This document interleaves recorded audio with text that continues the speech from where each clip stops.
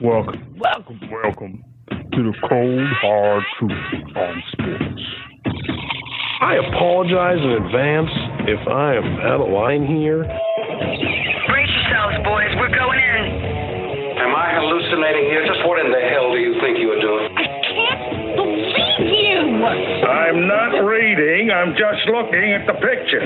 Welcome to the cold, hard truth on sports. Welcome, everyone, to another great week here of the Cold Hard Truth on Sports. I am your host, Matthew Long. Great week ahead of us. A lot to talk about. Saturday, we saw a boxing match that was a clash between two of the top heavyweights in the world.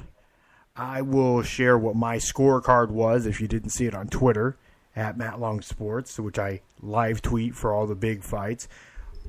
And I will give my analysis on that fight as well. My co-host Kevin Kress is back this week, and we have a special guest.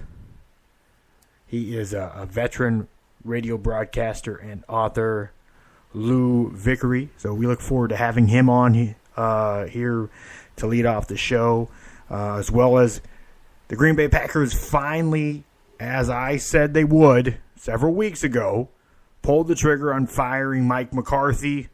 It's something at this point Aaron Rodgers wanted to happen. And quite frankly, for the team moving forward, they probably needed a bit of a set of new clothes at that position. So it's something that's I probably just needed at this point. So I'll get it a little bit more into that. And some breaking news from this morning, as, again, something I've talked about in previous weeks. Urban Meyer and the Ohio State University made it official today that Urban Meyer is retiring following the bowl game, the Rose Bowl game, and the offensive coordinator and Ryan Day, who was the interim head coach for those first 3 games of the season, will take over as head coach. Now, I'm going to start off there. Now, just so people better understand this, Urban Meyer has struggled with health issues. He has a cyst, a brain cyst. So this is a cyst that is in the middle of his brain. He has had surgeries on it in the past. He struggles with migraines and other headaches. Sometimes causes dizziness, collapse, things of that nature. So it can be debilitating for him. Plus, after the year of stress that he's had this year, again, not to say that wasn't self-inflicted stress, I see why he would want to decide to hang it up and retire. And as he said, at this point, he plans on retiring indefinitely. He doesn't, it's not a plan for him to, and maybe in a year or two come back again. He has decided at this point he's done. He's done coaching football, and likely he'll probably be an analyst again. Probably ESPN or Fox, one of the two will end up hiring him. We'll see. We'll see where it goes. But his health has been a major issue for him. Now, some reports have come out, and I've confirmed this with some sources, that there are head coaching positions that he would consider if in year or two, that if his health improves and that he would he may consider. He hasn't publicly said that, but sources that I have said that is likely the case, what they understand and what they know. So some reports are that they think he might end up at Southern California. And the guy is 4 for 4 on resurrecting programs in a pretty much immediate fashion. Bowling Green, who for a long time is pretty much the underwear stain of college. I mean, they literally on these games here, these college football games, back when you used to be able to play a college football game, that was like the worst team.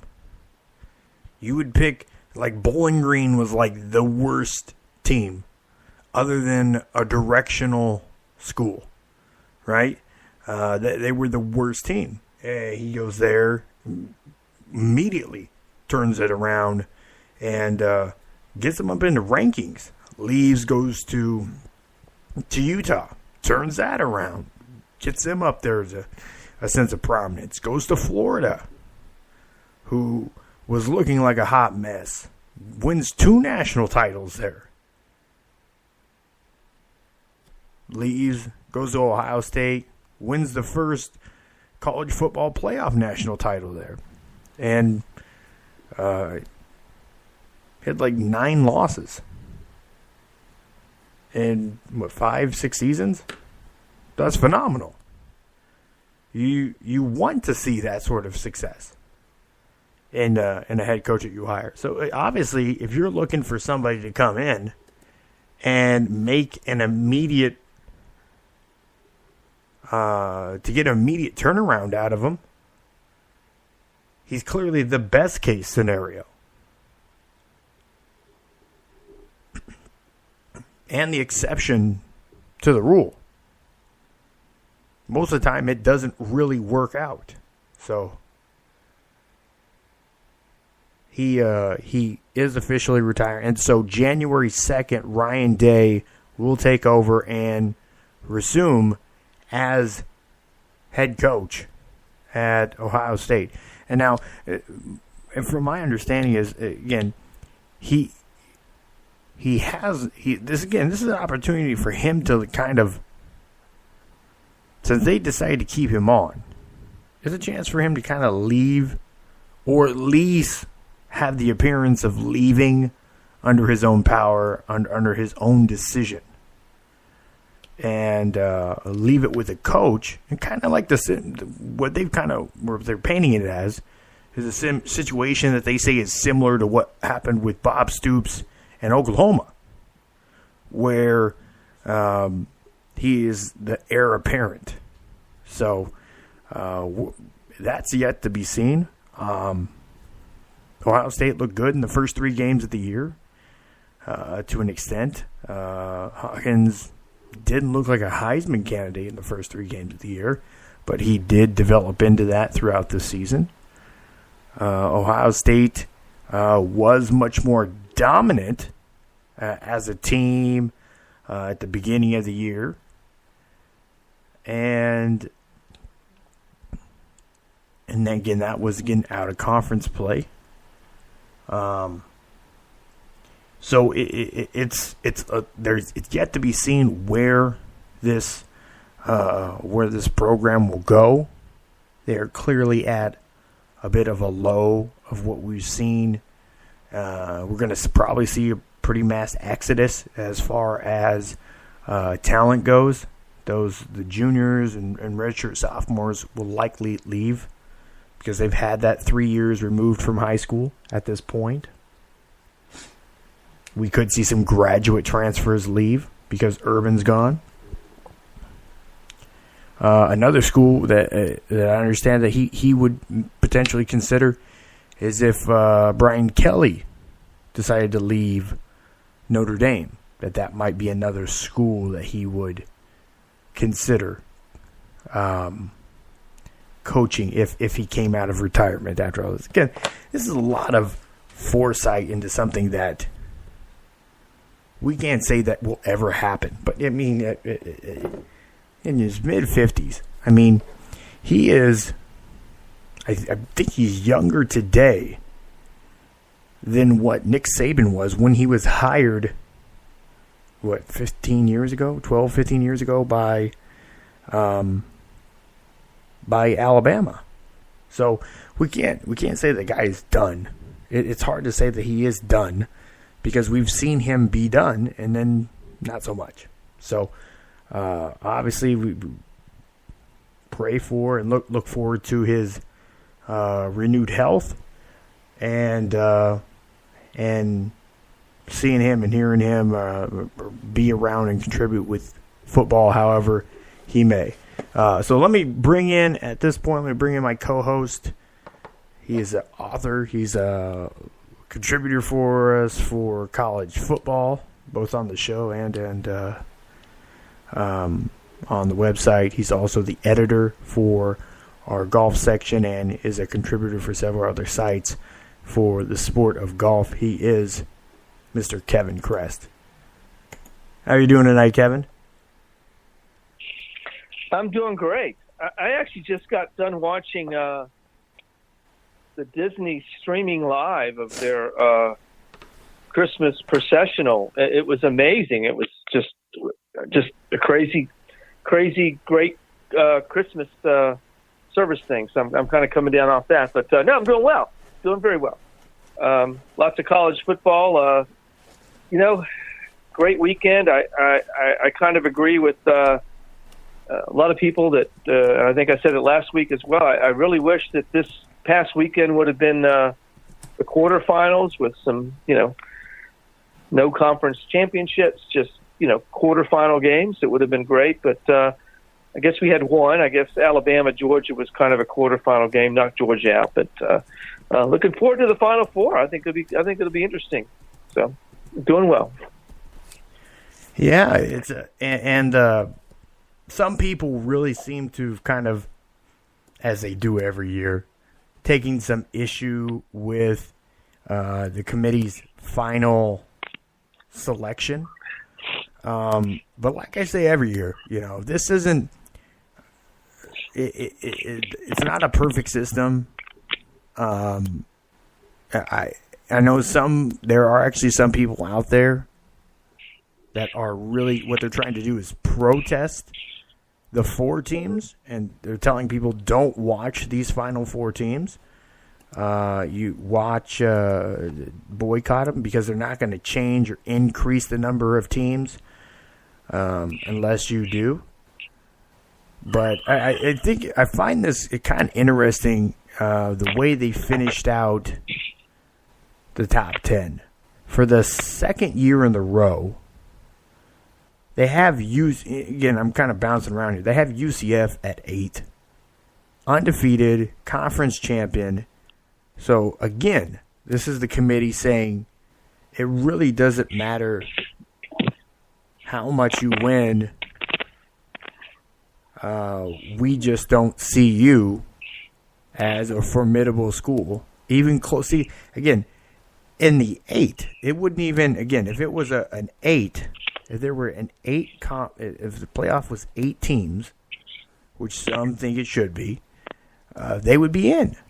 However, what I've seen the most people saying that it potentially could get moved to is what I think what we've preferred is 6. They wouldn't be in, but Ohio State would be. And they elected to put at number 5 to put Georgia, a 2-loss Georgia team, ahead of a 1-loss Ohio State conference champion. So they're essentially saying if Oklahoma loses in that Big 12 championship game, that they would have put in Georgia over Ohio State, which I don't disagree with. Because off of simply who I think is better. I think Georgia is a better team. They should be in there. I don't think Ohio State is a good fit for those final 4 teams. But it's kind of interesting the way that they're putting it in there. And in Washington at 9, and then Florida moves down to 10. I don't know if that was more so just Washington's winning, because obviously the rest of these teams were idle, what it was, because it's tough to have teams. You see teams that didn't play kind of move, but I mean, what do you think? Did the committee get the right 4 teams in? I think they did. Now, you can always make the case. I mean, so basically, it came down to Oklahoma, Ohio State, and Georgia for number 4. I mean, that's what it came down to, because the top 3 teams were solidified. Alabama, Clemson, Notre Dame. I mean, that was it. And so if you look at the body of work, and Ohio State had a horrible loss. I mean, they got drilled by Purdue in a bad loss. They barely beat Maryland. They struggled against Penn State. So I think Ohio State was also, they would never say this. I think a lot of people were talking about this today. But Ohio State, with all the crap going on before the season started, with Urban Meyer and all that stuff, they were doomed. They would have had to run the table and win the Big Ten to get in. I think they were kind of doomed because the committee was like, and so I think it came down to Oklahoma and Georgia. Georgia had 2 losses. Oklahoma had 1. It was a close loss to Texas, which they avenged in the Big 12 championship game. You can always make a case, I mean, for going the other way, but I mean, I think they got it right. I mean, they got it pretty right. I mean, if we were sitting here tonight and it was Georgia instead of Oklahoma, I could make a case for Georgia too. Because at the end of the day, you could throw a blanket over those 3 teams, and Ohio State, Georgia, and Oklahoma, if they played each other, probably it's like a 50-50 thing. So I have no problem. It is what it is. I mean, somebody's got to get left out, right? I mean, yeah, it's a 4-team playoff. You can't have 6. So you got to pick the top 4. And Oklahoma's really good. I mean, they really are. I mean, the Big 12, nothing to sneeze at this year. I mean, Texas was good. West Virginia was really good. Oklahoma State, pretty good. So I think they got it. I think they made the right move. I heard Kirk Herbstreit from ESPN on Saturday night saying that even with the loss, Georgia should get in, and I can see a case for Georgia getting in. They're a really good football team, but they're in the SEC. They stubbed their toe against LSU. Had they beaten LSU and gone into the SEC championship game undefeated, I think Alabama and Georgia both would have gotten in. But you can't lose twice. A 2-loss team, I can't make a case for a 2-loss team. I don't care who they lose to. When you've got a 1-loss Oklahoma team that lost by 3 against Texas and then beat them by 12 in the Big 12 championship game, I can't make that case. And so as you know, in my novel, my initial book, I had an 18 playoff starting in 1998. I think 8 or 6 is the right number. And so I think we're going to get there, but you got to get rid of the conference championship games. And Dan Patrick, who I like to watch, the former ESPN guy, and now has his own show and on NBC Sports, he makes a great case. I agree with him. Think about it. In this past weekend, and I think I said this last week, if instead of Clemson, Pittsburgh, Oklahoma, Texas, Ohio State, Northwestern, you'd have had Alabama, UCF. How compelling would that have been, right? Right? Yeah. You'd have had Clemson, Washington. You'd have had Notre Dame, Ohio State, and Georgia and Oklahoma. How awesome would that be instead of Clemson, Pittsburgh, Ohio State, Northwestern? I mean, right? I mean, come on. They got to get their act together because there's so much more money in that. I mean, who was watching Clemson, Pittsburgh? Yeah, right. I mean, and I think how many having people were watching that game. I honestly think that having divisions in each of these conferences is really taking away from the conference. I mean, I think honestly the best system now that they have a conference championship game is what the Big 12 has. Because you don't have a North and South. Exactly. You have a round-robin system. You're playing 9 conference games, which the Big Ten does too, but they have divisions. So, I mean, you want to get the 2 best teams in there, and you're not guaranteed with, you're only going to play 9 of them. Right. So you're not going to catch all of them every year. You're going to get some breaks. This year, Matthew. Yeah. Right. So, I mean. The ACC. I mean, the 3 best teams in the ACC this year were in the Atlantic. It was Clemson, Boston College, and Syracuse. But Pittsburgh ends up getting in the championship game, and look what happened. They got smoked, 42-10. Wasn't even close. What would have been better would have been a Clemson-Syracuse rematch on a neutral field because Syracuse almost beat Clemson.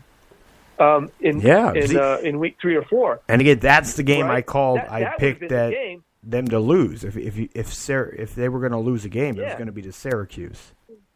Yeah, and so the Big 12 got it right because they had the rematch of the 2 best teams, Oklahoma and Texas, in the championship game.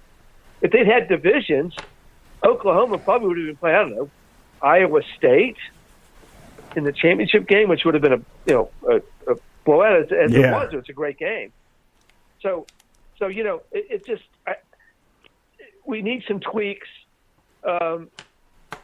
Obviously, the regular season means so much. They've had some great games this year, but this wasn't a great year for college football. I mean, Alabama and Clemson dominated. I mean, if they don't meet for the championship game, I'll be disappointed. But that being said, Alabama hasn't faced a team like Oklahoma. There's no team like Oklahoma in the SEC. There's no Kyler Murray in the SEC. I mean, so that's going to be compelling. Yeah. Because Alabama hasn't faced a team like that, right? I mean, Oklahoma they're like a pinball machine. I mean, like a video game. So I'll be interested to see because Alabama struggled against Georgia. In fact, they probably should have lost the game, right? I mean, Georgia should have won that game. Do you realize that in the last 2 meetings, Georgia has gave away 2 games? 108.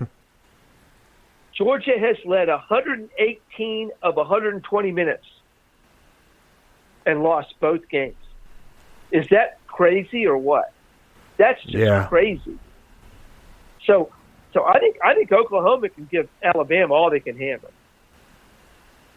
I think they can on the offensive side of the ball. Now, Oklahoma has to play some defense, which they actually played some defense against Texas. If you noticed that, they actually made some stops. They actually tackled, which is unusual in the Big 12. But we'll see. And then you got Clemson, Notre Dame.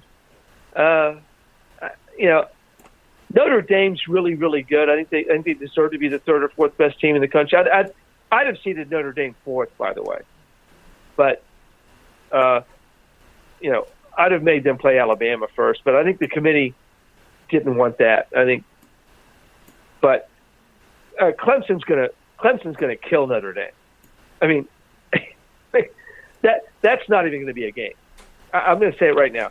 My prediction on that game is going to be 47-20, Clemson. I mean, I'll make that prediction right now. Notre Dame's good; they're not great, and Clemson's great. And I think they'll just roll over them. I mean, they're so good on the defensive front. Clemson is, and they've got Etienne is all of a sudden breaking out as a running back, and they've got everything going on. So that that'll be a. But the reason I think we're going to expand is you had 2 of the major 5 conferences left out this year. Again, the Pac-12, and we've said this, right, for what, 3 years now? The Pac-12's only made it and the Big Ten are left twice. One time. No, right. The Pac-10, Washington the Pac-12, and Oregon. Yeah. The Pac-12 and the Big Ten are left out again. You can't. I mean, you really can't have that. I mean, eventually the college presidents are going to go, wait a second, because you got the Notre Dame factor. They're independent. Now they're kind of a quasi-ACC team. They play 5 ACC games, but still, you've left out 2 Power 5 conferences out of this money, right? I mean, out of the. So, I think we're going to go to 8. I hope they do away with the conference championship games. They go to 8, which would be amazing to play the first round of games at the higher seeded team's home field, or you can appease the neutral field places or whatever. But I think it would just be amazing, because just think about those 4 games I mentioned earlier. If those games had happened this past weekend, oh my God, that's must see. You're going to watch every one of them. You have to. Really? Alabama UCF would have been must see TV, right? Because you're going, oh, how can UCF compete at that level? You've got to watch that game. And you play one. Did you watch right? that? You play one Friday did you watch night. the American Championship game? I did. They came back from that game. I mean, they were down 30? Was it 38-21 at half? Which it looked like terrible, and they came back and won. Yeah, I watched it. But I'm different. I watch everything, but most people don't. But it was a terrific game. But it would have been more compelling if it was UCF Alabama.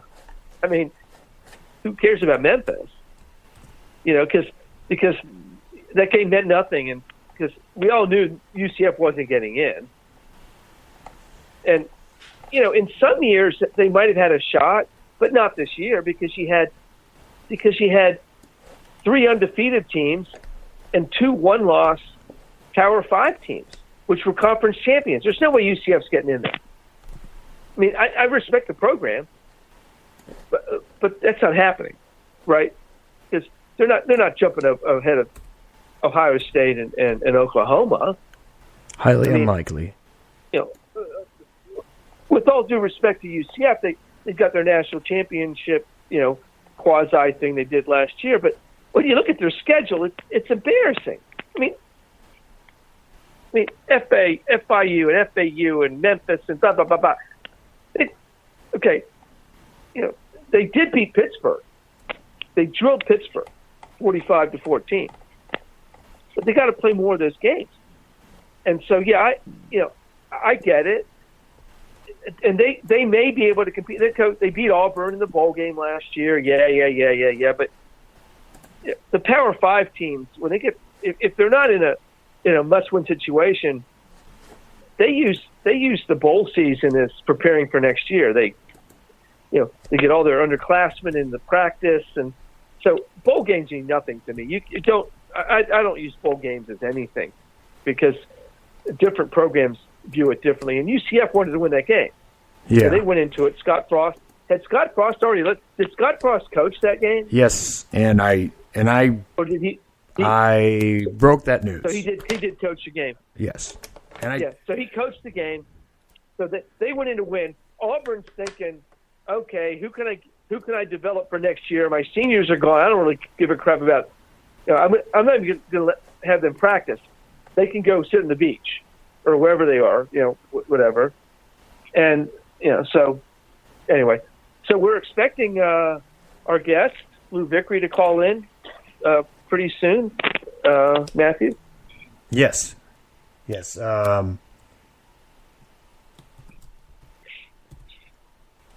Yes. Pull up the call prompter. Yep. Has he dialed in yet? Yes, we have him on the line. You want to go ahead and welcome in our esteemed guest of this evening? I will. Go ahead and unmute him, and I'll go ahead and introduce him for us. So we have the pleasure tonight of welcoming in Lou Vickery. I was a guest on Lou Vickery's Lou in the Morning show for 3 or 4 years, and Lou's a wonderful author, former minor league baseball player, stockbroker, and he has a new book out, which I had the pleasure to read this weekend. It's an awesome directive on how to live your life. And I want to welcome in and say hello, Lou. How are you? Well, Kevin, it's great to hear your voice again. I hope you can hear mine and understand what I'm saying. I can, and it is great to talk to you again. And I'll reiterate that Lou and I have a wonderful radio friendship. And so how are you doing? How's your tennis game, by the way?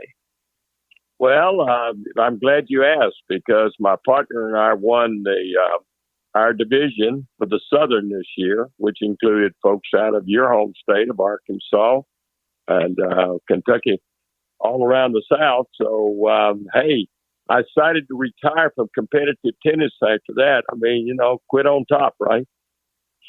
That's a mic drop, right? You just go. So, or I guess a racket drop. So I'll let our guests know that, or our listeners know that we're reversing roles here. So for many years I was a guest for Lou, and I get to reverse the tables tonight, my man. That's awesome. So tell me about the book. I mean, I read it this weekend. I loved it. It is so cool because my wife, as many of our listeners know, is a pastor, and her whole ministry is about living life abundantly. Okay. And so I love the book because it's like, be happy, live life well, enjoy it. So tell me about what your inspiration was for actually, writing the book.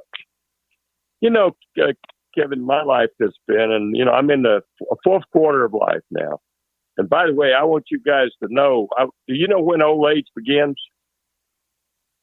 About 8 o'clock at night for me. So we're in overtime. So we're in overtime. Yeah, with you then. Is that what you're saying? Okay. Yeah, that's right. We're in overtime. No, Kevin, from a personal standpoint, I've been on the mountain, I've been in the valley, and there are a lot of folks. This book is directed toward two types of individuals. One is the individual that's still searching, trying to find their footing, for what they want to do in life, what direction they want to move in. And the second individual is the one that was somewhere up the mountain and he slipped a little bit and trying to find some direction of maybe how to get back up the mountain.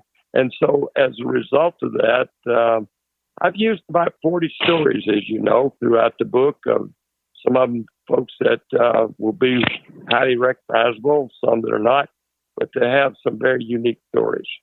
And so I start off talking about the dash. We got 2 numbers on our headstone, and the only thing that counts is that dash between the 2 numbers. So we start talking about the dash and move into some interest in what I call the fear of fear. And that's something that I think holds a lot of people back, really. Well, you mentioned in the book, and one of my favorite books as well. And by the way, Lou's book is called Reach Beyond. It's available on Amazon, Amazon.com. And you mentioned 1 Minute Manager. And when I was a young manager back in the early 80s, that's when that book came out. That kind of helped me and inspired me to be a good manager, because for most of my career I was a manager. And so right. what did that book speak to you as well? Because Ken Blanchard's awesome. I mean, he also wrote a book called 1 Minute Golfer, by the way, which is amazing if you play. You don't play golf anymore. You play tennis. But so what did that book do for you and his message in that particular book, as you mentioned in the novel? Well, Kevin, actually, I attended his course, one of his first courses in the early 70s for 1 minute, the 1 minute manager. And that was before the book was actually written. And I thought it was interesting that when I did read the book that so much of the stuff that he had talked about almost 10 years before that was still very true and actually holds up today. I don't think there's the principles of leadership have changed dramatically, and that we deal with a little different type of clientele. I'm getting an awful lot of static. You guys picking it up? Hello? I hear a little bit. Is that from you, Matthew? Oh, I don't hear it now. I think we're good now. Okay. Yeah, I've gotten those. Yeah. Oh, that's better. I was picking up a lot of static. So. Okay. Yeah. It's just. Hey, I am. Let me share with you guys what I'm doing, Matthew. You're hanging out with a pretty good guy there in Kevin, But Kev, let me tell you what I'm doing. I don't know if I shared this with you. I'm on my motorhome, and I am in the process of going back and visiting all the cities where I played ball. So I'm going to be going coast to coast. That's crazy. So for many of our listeners, if you don't know that, Lou played minor league ball you were in the Cardinals system, right? Originally, and then I got traded to the Yankees, and right. The Yankees. So wow, those are two great systems. So you're just going down and visiting the ballparks the cities where you played. Is that what you're doing? No, I just want to visit the city. I just want to visit the cities and all the beautiful sights of this country in between. So it's going to take me coast to coast. So when you were in the Cardinal system, which leagues did you play in? I mean, so you went up, so you moved up. I mean, you got to AAA, right? Yeah, well, I went to AAA real quickly. I was in AAA before I was 20 years old. But wow. One of the things I talk about in the book is that the chapter 21 is entitled "Listen to Your Heart," and your heart will tell you. There's always people around us, Kevin, that want to. Well, they really try to protect us, and you want to do something different, or maybe stick your neck out a little bit. And as I call it, unblock your block. You want to move forward, but there's somebody probably close to you. Oh no, you don't want to do that. And the reason I do that is they're trying to hold you back. I mostly are afraid that if you try and you fail at it, you go further back than you were before. And so the fact that I didn't have a fastball, and for 2 years, that was pretty evident that because my record showed it, that I had listened to some folks. But then I got the ship righted in '64. Unfortunately, my options with the Cardinals were up. I didn't have an option, so they couldn't call me up to. That was the year they won the pennant, played the Yankees in the World Series, '64. But then in '65, I went spring training with the Yankees. I went over to the Yankees, and that's when I ended up hurting my shoulder. And the old saying goes, the rest of it's pretty much history. So you shared a story with me, and it was interesting because we were both there at the same time. The 1996 Olympics in Atlanta. Right. You had the pleasure of escorting a very famous person to the opening ceremonies. Tell me about how that happened.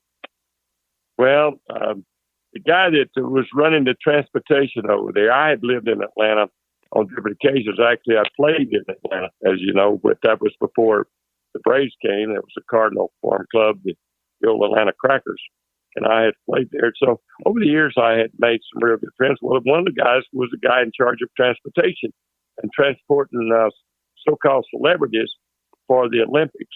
And he and I had the pleasure of going out to a private airport and picking up Muhammad Ali and driving him in. Now, he didn't have a lot to say, but we did have a great conversation. And it was quite a treat. In fact, I also had the opportunity to transport the Prime Minister of Bulgaria. So it was met some very interesting people, Kevin. It was quite a treat, really. And that was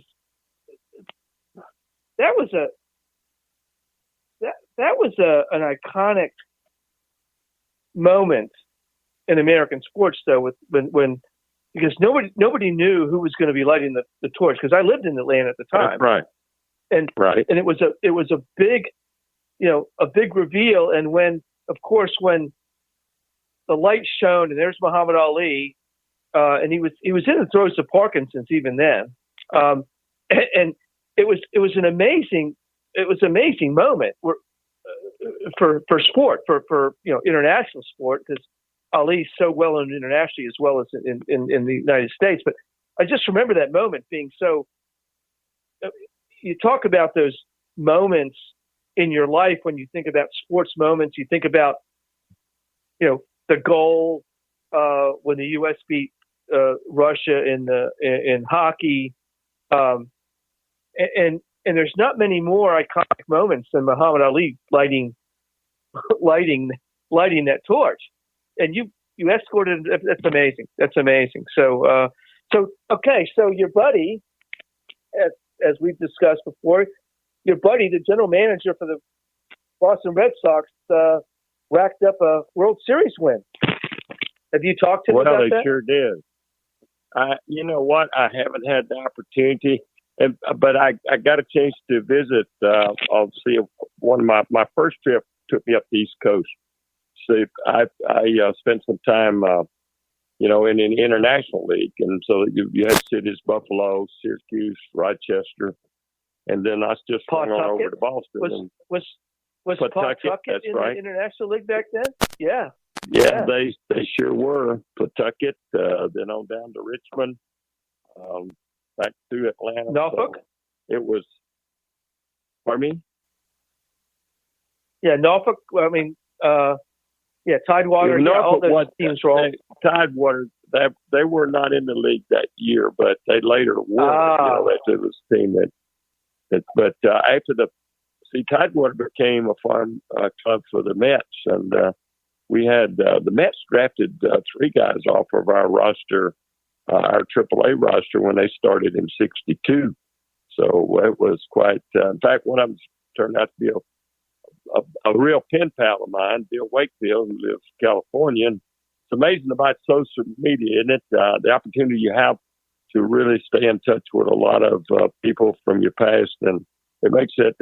It creates a lot of fun, particularly when I travel. Kevin, I got to share one real quick with you. I went to Whitfield, Virginia. Was that's where I started my career in the rookie league. I was there only 2 weeks, but I called the folks in Whitfield and I told them I was going to be coming through. And I mean, tell you what, they rolled out the red carpets. A little town, about 10,000 people down in the southwest corner of Virginia, and it was just a wonderful time. The hotel where I stayed, they had refurbished it, and so I got an opportunity, even though I had the motorhome, I was traveling on the motorhome, and got an opportunity to visit the room where I had stayed, and I remembered it well for 4 nights before I found an apartment there in Whitfield. It was a lot of fun.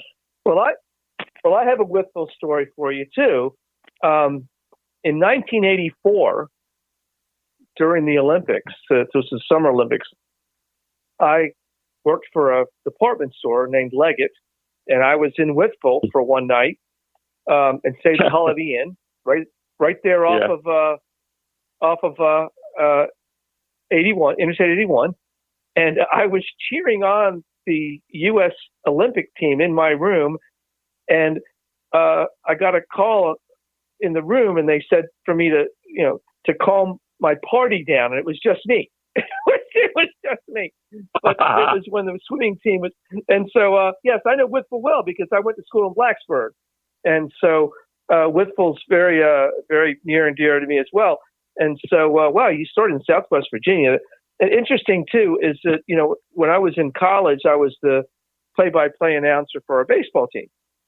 And we played West Virginia in a game, and we were played in Bluefield. So there was a Bluefield team. You probably played the Bluefield team because there was Bluefield. Well, let me tell you.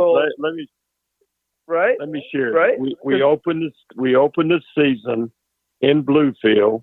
It was the Bluefield Orioles, and Boop Powell. I don't know if you remember Big Boop. He was on that team. Yes. And I was the opening night pitcher, and I had a no-hitter going in the 7th inning, and Boog hit one 9 miles. I guarantee you it went over the light tower. So that broke up the no-hitter, and but I don't think I could have given it up to anybody better. Is it still going? Is the ball still going? I mean, has it landed yet? I mean, no, I doubt it. How? I tell you what, I gave up. Yeah, that's right. And he left-handed hitter. And me being a left-handed pitcher, I had struck him out the first 2 times, but boy, he caught up with me the next one. Kevin, I got to share one quick story with you. When I was playing in Atlanta, there was old Ponce de Leon Park. There was a railroad track up high above right field. It was elevated, and I gave up a home run to Willie Stargell, and it went in one of the boxcars up there, and the headlines of the sports page says Vickery serves up home run to Seattle. So basically, it probably was still going. So you faced Willie Stargell, Boog Powell. Who else did you face in that year? Because I mean, Stargell's in the Hall of Fame. Boog Powell, he could have been a Hall of Famer if he hadn't struck out so much. In this day and age, Boog Powell today would have been the perfect first baseman because they strike out a lot and they hit home runs, right? I mean, he'd have been like Aaron Judge, right? I mean, like Aaron Judge or these other guys. I mean, he'd have been perfect for this era.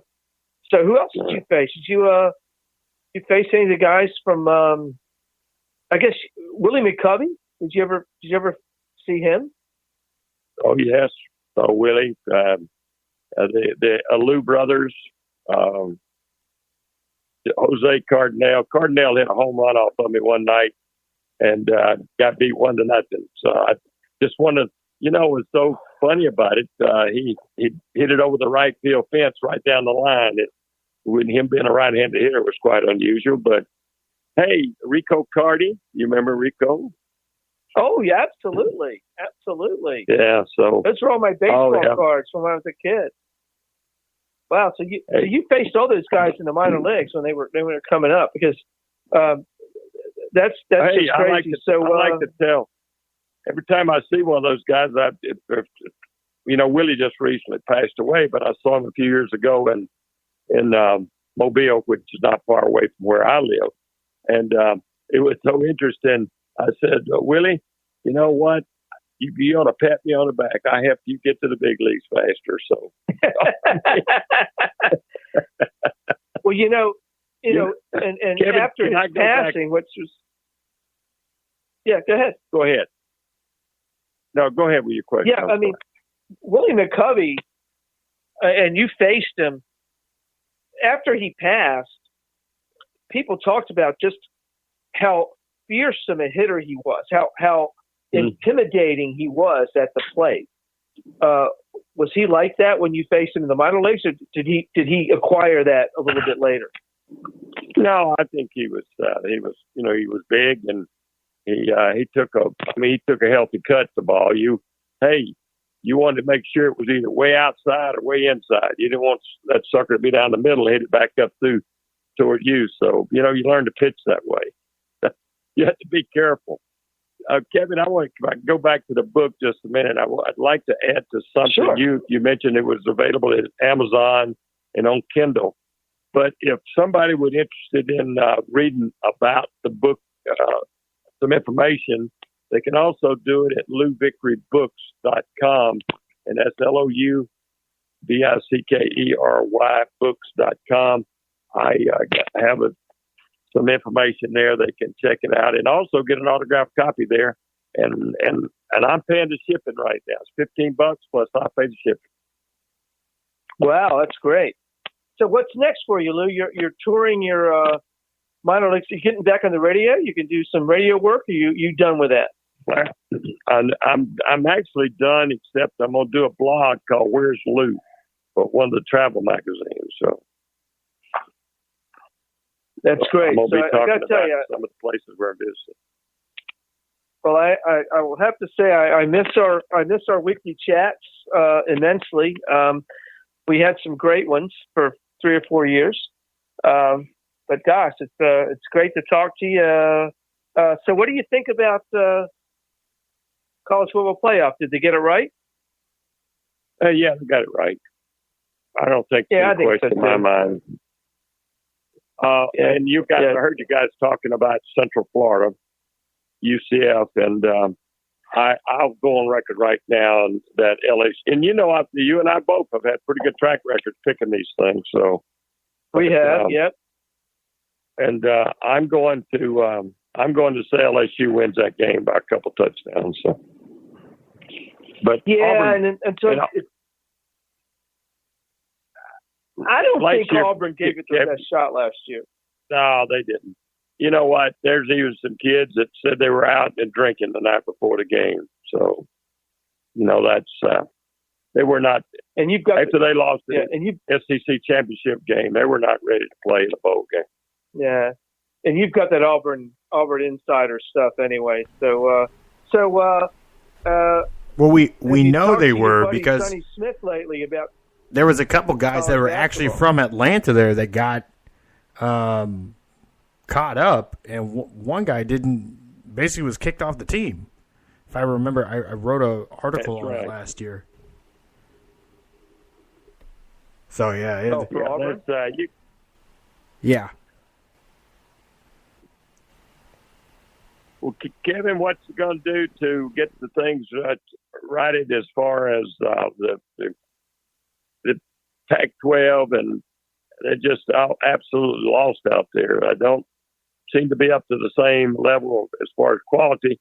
And other than Clemson, I don't know that the ACC is anymore, quite frankly. Oh, the ACC is, we were just talking before as well that it looked like the strength of the ACC was in the Atlantic this year with Clemson, Boston College, and Syracuse, and that's not a great, other than Clemson. I don't know. I think it's just. I think it's a little bit cyclical, but they got to go to 8. They've got to go to 8 teams in the playoff because the Pac-12 is at such a disadvantage from time zone perspective and people seeing the teams. And I just think we got to go to 8 teams. Get rid of the conference championship games because we were talking earlier. I don't know if you heard. If you might have heard a little bit of the back of it, end of it, but. If we hadn't had the conference championship games this weekend, we'd have had Alabama playing UCF, which would be a very compelling game, right? I mean, under the circumstances, a very compelling game. Clemson, Washington, Notre Dame, Ohio State, and Georgia, Oklahoma. Those are incredible football games. Instead, we get Clemson, Pittsburgh, Ohio State, Northwestern, which are both blowouts. I mean, there's not even close about that. Washington, Utah, which didn't matter because neither team could get into the playoffs. And Oklahoma, Texas, which, I know Texas beat Oklahoma the first time, but I don't think there's any question Oklahoma was going to win this week. So there was 1 out of 5 or 6 games that was compelling. If you put them in the conference, if you put them in the tournament, the revenue has to have been ginormous because who's watching Clemson play Pittsburgh? Really? I mean, unless you're Clemson or Pittsburgh, you're not watching that game. And you're probably not even watching Ohio State, Northwestern, except for the fact that, well, maybe Ohio State, but my point taken. And so I think there's been some tweaks, but they're under contract for another couple of years, so they can't change it. But I think they have to go that way. I mean, in my book, in my books, I came right out of the chute with an 8-team playoff with no conference championship games, because when I timed my book, it was 1997. And the only conference championship was the SEC championship game, which we could do without at that time. And so, right. I think that's the solution. You got to make the West Coast relevant. I mean, I think they're losing. They're not thinking right. I mean, they're not thinking global. They're not thinking big picture enough in terms of revenue and because there's no ruling body over college football. The NCAA doesn't rule college football, right? It's just a conference president, and they're not thinking, big picture. They're thinking for their conference, and so I think there needs to be somebody. I would love to see a college football executive or something that because there's also so much inconsistency. 3 Power 5 conferences play 9 conference games, 2 play 8 conference games. There's a lot of inconsistency, and so you can't get an even playing field. And I think that's difficult to try to determine the best 4 teams. I think, in my mind, if you go back to the first year and you go, this is the 5th year, 6 teams. 6 is the number of teams that could actually win. I mean, this year, you could Ohio State could win it all, right? Georgia could win. I agree. Yeah. Right, and so, Georgia. But I don't think Washington Alabama could win it, right? But I don't think Washington could win it, and I don't think UCF could win it. And so I think if you go to 6, because I don't want to go to an NCAA basketball tournament where you've got teams that can't win it. I mean, I don't want to go to 16 teams because, the bottom 10 they don't have a chance, they're just in it. And that'll, but I like the idea this year. And it's the first year when they left out the entire Big 12. TCU it was TCU, and who was the other Big 12 team that got left out? Baylor. Because they beat each other at the end. Baylor. Well, they both could have won it, right? So if you'd gone to 6 teams, you'd have a great tournament. And so that's kind of where I'm 6 to 8. I can go either way, but anyway, but I think the committee got the top 4 right. I mean, based on body of work. I mean, you could, but this year though, there's only 2 teams. I mean, you can make an argument over the rest of the 17 or 23 left, but Alabama and Clemson are the cream of the crop. I mean, they are head and shoulders above. I have a brother that attends all the Oklahoma home games, and we were talking last evening, and I told him I didn't think that. I thought the big difference is Alabama's got at least a half decent defense. Oklahoma's got none, and I says that I think we're going to see Alabama run the ball a lot more than we're going to see them pass it in this football game. They're going to control the clock, they're going to control the ball, and they win by 2 touchdowns, in my estimation. Well, Alabama historically struggles against mobile quarterbacks. So it might be a bit closer than we would expect. I don't think the defense has much to do. I don't disagree with that. But I think that, like I said, I think the difference is Alabama controls the football, they control the clock, and keep Murray off the field. By the way, Murray's your Heisman Trophy winner, right? Yeah, I think so. Vegas has him 60% odds of winning it. So, likely, yeah. Yeah. I don't have a vote yet, so. But you're right. but you're right, Lou. I mean, I mean, listen, you're going against Saban. I mean, okay, on that failed punt fake last weekend,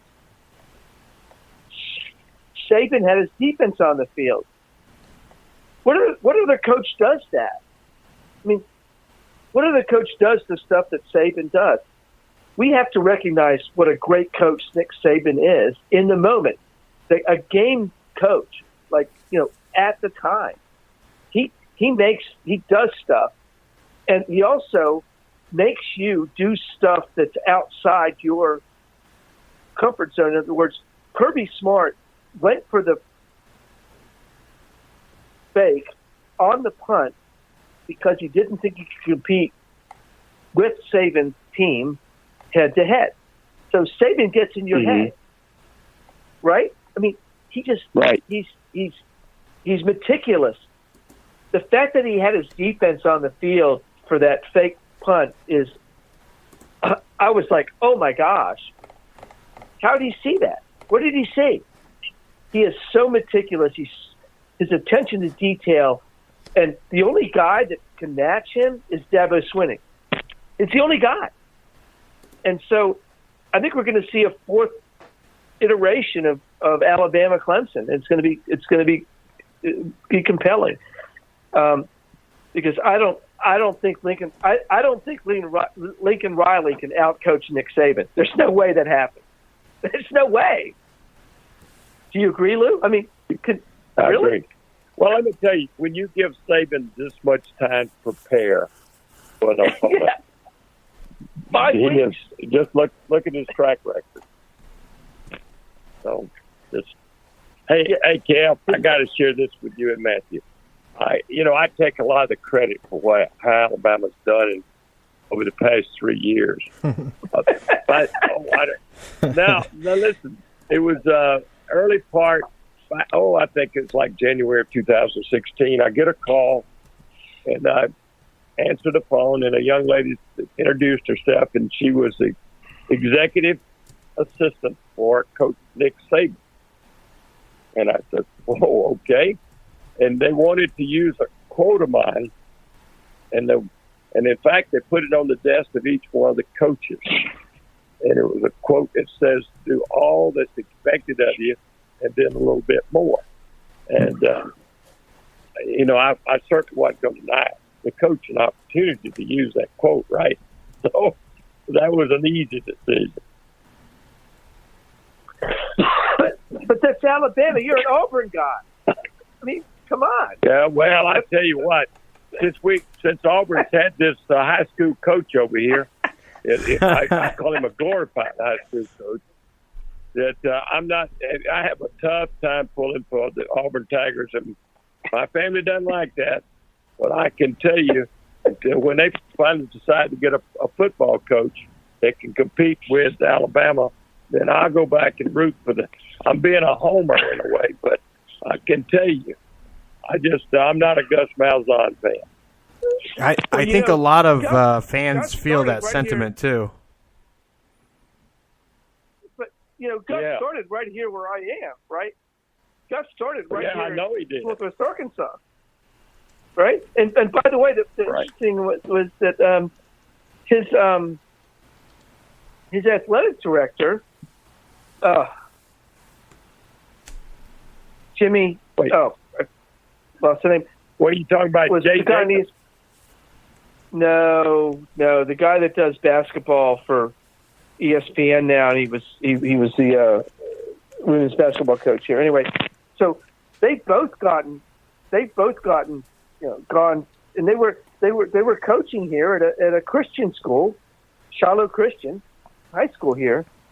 They both got their start there, and so that's where Gus got his start. And so, right, of course, he's hated here in Arkansas because he leveraged the chance to come back to Arkansas to get a big deal at Auburn. So yeah, there's not much love for Gus Malzahn here in Northwest Arkansas. I can tell you that right now. Well, I can understand and appreciate that. Not a lot of love for him around Auburn either. Okay, quite frankly, how you give a guy a $49 million 7-year contract that has been up and down like he has. I don't know. That's college for you. But Auburn's had a history of that, guys. They're still paying two coaches before. They're still paying money too. So are they still paying Chizik? Are they still paying Chizik? I think they paid him. I think they paid him out this year. But you just look, they had some assistant coaches they were still paying. Hey guys, I'm gonna have to run. Okay. If you don't mind, my voice is a bite shot. I have been on. This is my third radio show today, and I did an hour podcast, so I've had a busy day. Let me ask you one thing, though, Lou, before you go, if you can save a little of your voice, is based on your book and based on and you and I are of a mind. Loved having you on, man. Loved talking to you tonight. Loved reconnecting. So going back to that subject, don't you think that sometimes it's all about expectation and how you live your life in terms of what you expect? I mean, you look at these college programs that can't possibly meet the expectations of the fan base, and they make decisions based on those increased expectations. But don't we do it in our own life as well? We go, we can do this, we can do this. But shouldn't we just be happy being where we are? Kevin, right? and I agree. Let me share this with you. In chapter 2, I talk about fear. And one of the fears that we never talk, you don't hear anyone talking about it, but it's one of the biggest fears out there, and it's what I call the fear of they. We got to try to keep up with our next guy. We got to, if he's got something, we have to have it. And what we do, we develop all these internal fears, and we put them in and we deny them to ourselves, but they really run our lives. And I think until we address that issue of looking at, did you remember the story in the book about the white shoes? Did you recall reading that? Yes. Yes. I went to Milwaukee. I'm making a talk in Milwaukee to a big group of people. I look in my bag, and all I got for shoes, I wear my sneakers up there, and my warm-up suit. I get there and get dressed, 3-piece suit, and I had a pair of white shoes. So I had to make a decision. Sneakers, white shoes, because I was due on the podium in 15 minutes. I didn't have time to go 5 pair. So I wear white shoes, and I got more. I wish I could do that. And I learned a lesson right then, because I'd always so conscious about, how I looked and what people thought. Hey, man, you just got to be yourself. You got to listen to your heart, man. You got to listen to your heart, because I tell you what, that's where the good Lord speaks to us.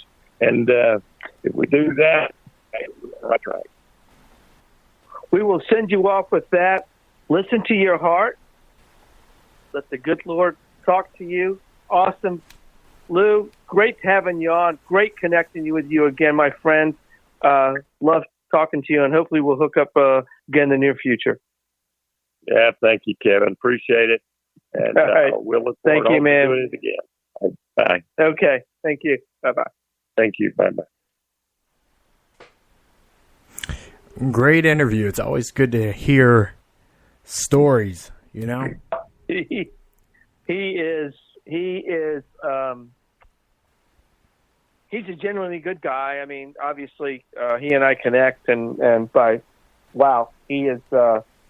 he's got a wealth of knowledge and a wealth of experience, and he writes it, and he lives it, and so I think there's a lot to be learned from Lou Vickery. That was great. So I hope you enjoyed that too, Matthew. That was awesome. I kind of sat back for it and didn't really get in, but sometimes less is more. So I just butted in when people needed to remember who played who, and just let the stories come. what's interesting too, I'll give our listeners a little bit of for 5 years I was his guest, so he interviewed me for 5 years. I was the guest, and he was the host, and so tonight I got a chance to interview him, which was fascinating for me because he's kind of a mentor for me in many respects in terms of this business. I mean, he is just he is so fascinating, so anyway, so it's good to have him on. It was good. It was great. The fact that he pitched to Willie McCovey, Willie Stargell, guys, that was crazy. I mean, he was there in the '60s in the Cardinals organization. Many of our listeners probably don't know any of that, but he pitched to Hall of Famers. He was on baseball cards when they were pretty thick cardboard, right? And they came with bubble gum. Yeah.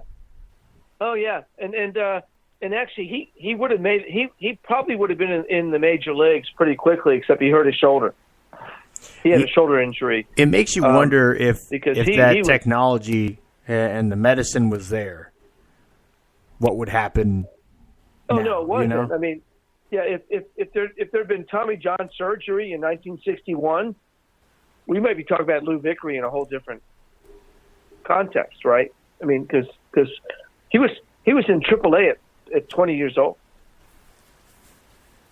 and so but no, it's fascinating. He's a gem for me. I love the guy, and you could tell there's mutual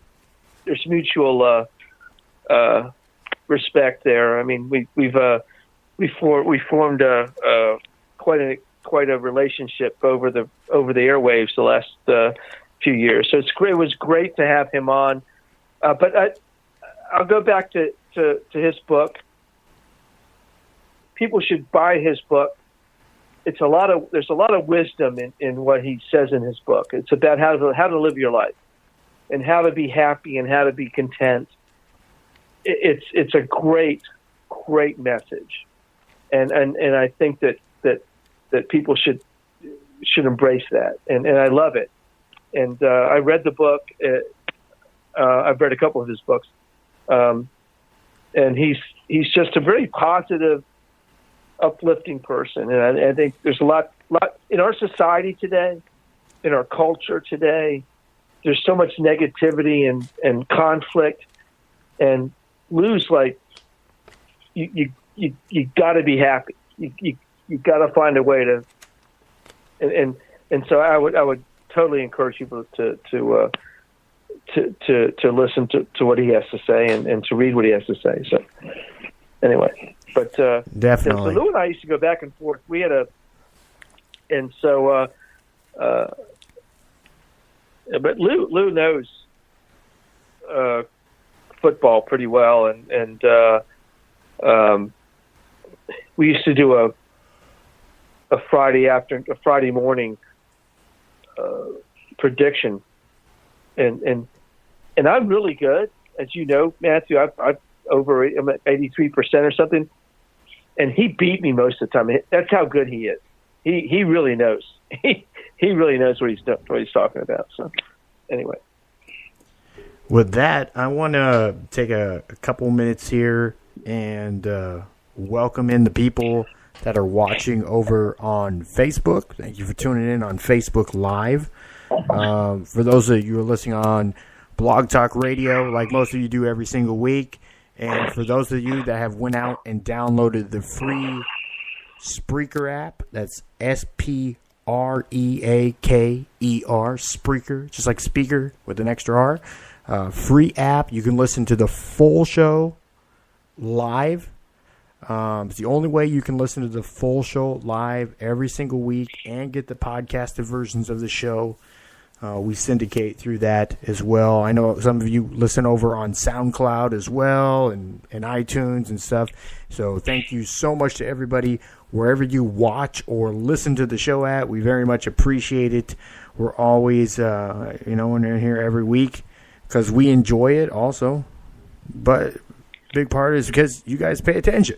So otherwise, we're just talking to ourselves. And the funny thing is, Kevin, I think we're passionate enough about it. We're kind of fine with that too. So we just enjoy it.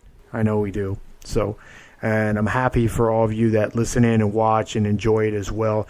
This is actually, of this show, this is the 277th episode of the Cold Hard Truth on Sports radio show. So we're getting closer to that 300 number.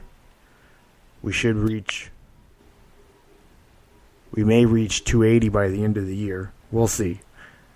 I don't know if I'm going to do something on the Christmas, a little before Christmas or a little after Christmas, because I think Christmas falls actually on a Tuesday this year. So I will not do Tuesday. We won't do that. I won't do a show on Tuesday. So yeah. So I think there's only a couple more shows left this year. So. But we have, if you go over to the website, thechtonsports.com, we have the full bowl and playoff schedules up over there.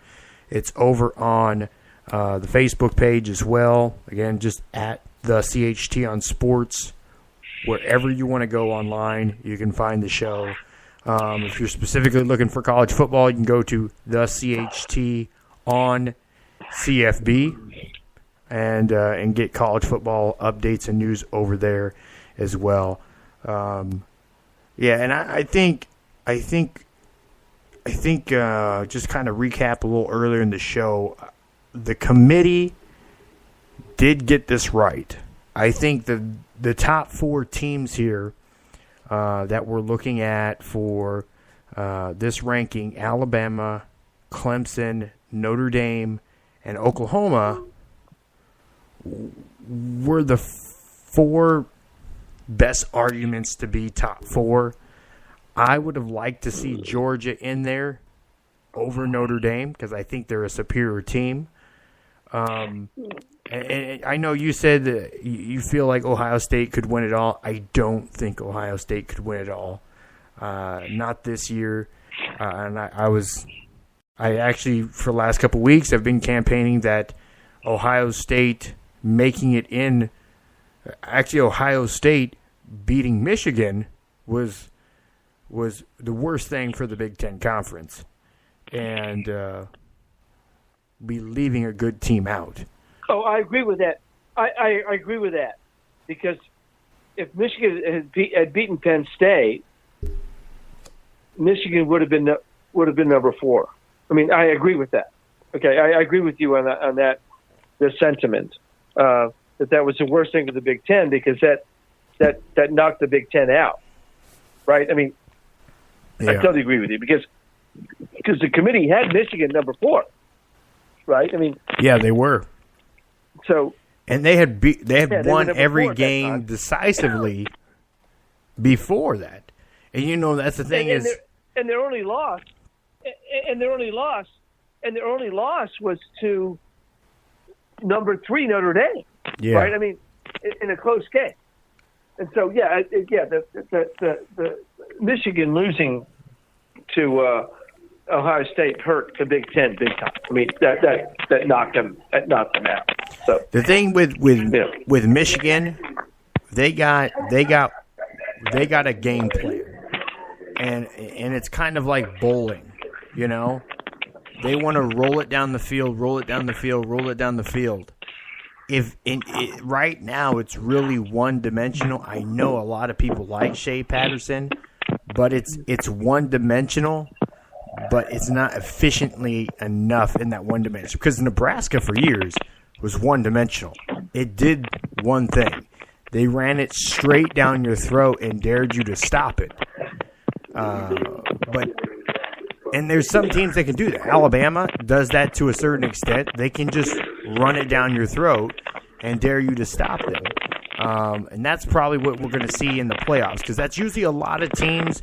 When you get into postseason play, the run game becomes a much larger factor. With the way football is evolving, largely to the pass game. I'm interested to see how if that evolution goes into playoffs, and again in college and in the NFL, because it's so much different when you get into the playoffs because of attrition, and you've had a full season, 16 games or 12 games of watching these teams, and you can really pick apart what they're doing offensively. But if somebody can if you can block well and win that battle in the trenches, you can move the ball. That's the thing. It's that's something you can't really prepare for so much. Yeah. What's weird to me about Ohio State was they could look great one week and then just look crappy the next, and that's what cost them. I mean, you go, how can they almost lose to Maryland? I mean, did Maryland make a bowl? I think the Maryland got 6 wins, but Maryland's not a very good football team. And they get blown out by, 4 touchdowns at Purdue. And then Maryland only had 5 wins. Maul Michigan, right? They maul Michigan. They maul. I mean, okay. Northwestern's what? They won the West, or whatever the side of the league is that they were in, but they were the 4th or 5th best team in the league, right? Because they're behind Ohio State, they're behind Penn State, they're behind Michigan State, probably. Yeah, they're behind Michigan. So Ohio State beats maybe the 4th best team in the conference in the conference championship game, and this is why I believe the conference championship games have outlived their usefulness. They should be done away with, and we'll just incorporate all that into the playoff. It did Ohio State no good to beat Northwestern. Come on. Who cares? Northwestern is they were 8-4 or something. 8-5 overall. Coming into the 8-1 in conference. But here's the crazy thing: Iowa finished. They finished 4th in the conference. They had the regular season. They ended 8-4, but they ended up 4th in the conference. They went 5-4 in the conference. So that's the thing is but this. So Ohio State. So because of the arbitrary, I agree with you. Because these arbitrary divisions, right? And they're arbitrary. Yeah. Because in the ACC they're totally arbitrary, right? Because there's no geographic deal to it. The Big Ten, there's no geographic deal to it. You got teams all over the place. I mean, do away with it. Do away with the divisions. Put the conference champions into the playoffs.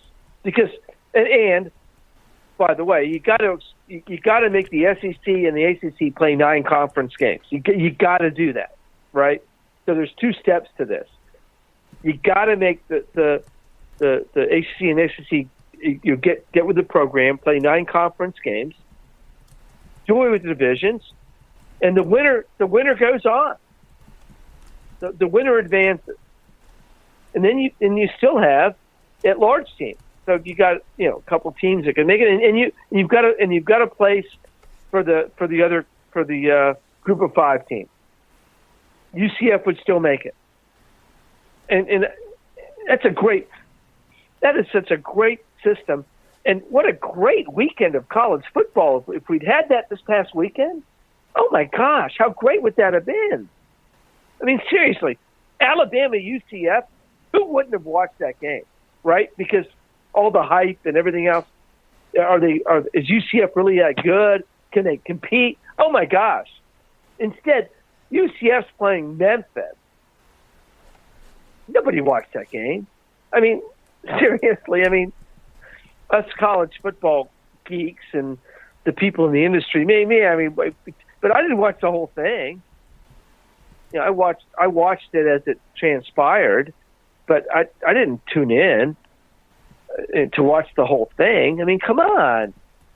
If they set it up right, you'd have had a Friday night game, a 12 o'clock game, a 4 o'clock game, 8 o'clock game for the four quarterfinals. Oh my gosh, they own the weekend. They own it. Instead, it's like Clemson, Pittsburgh. Are you kidding me? Who cares?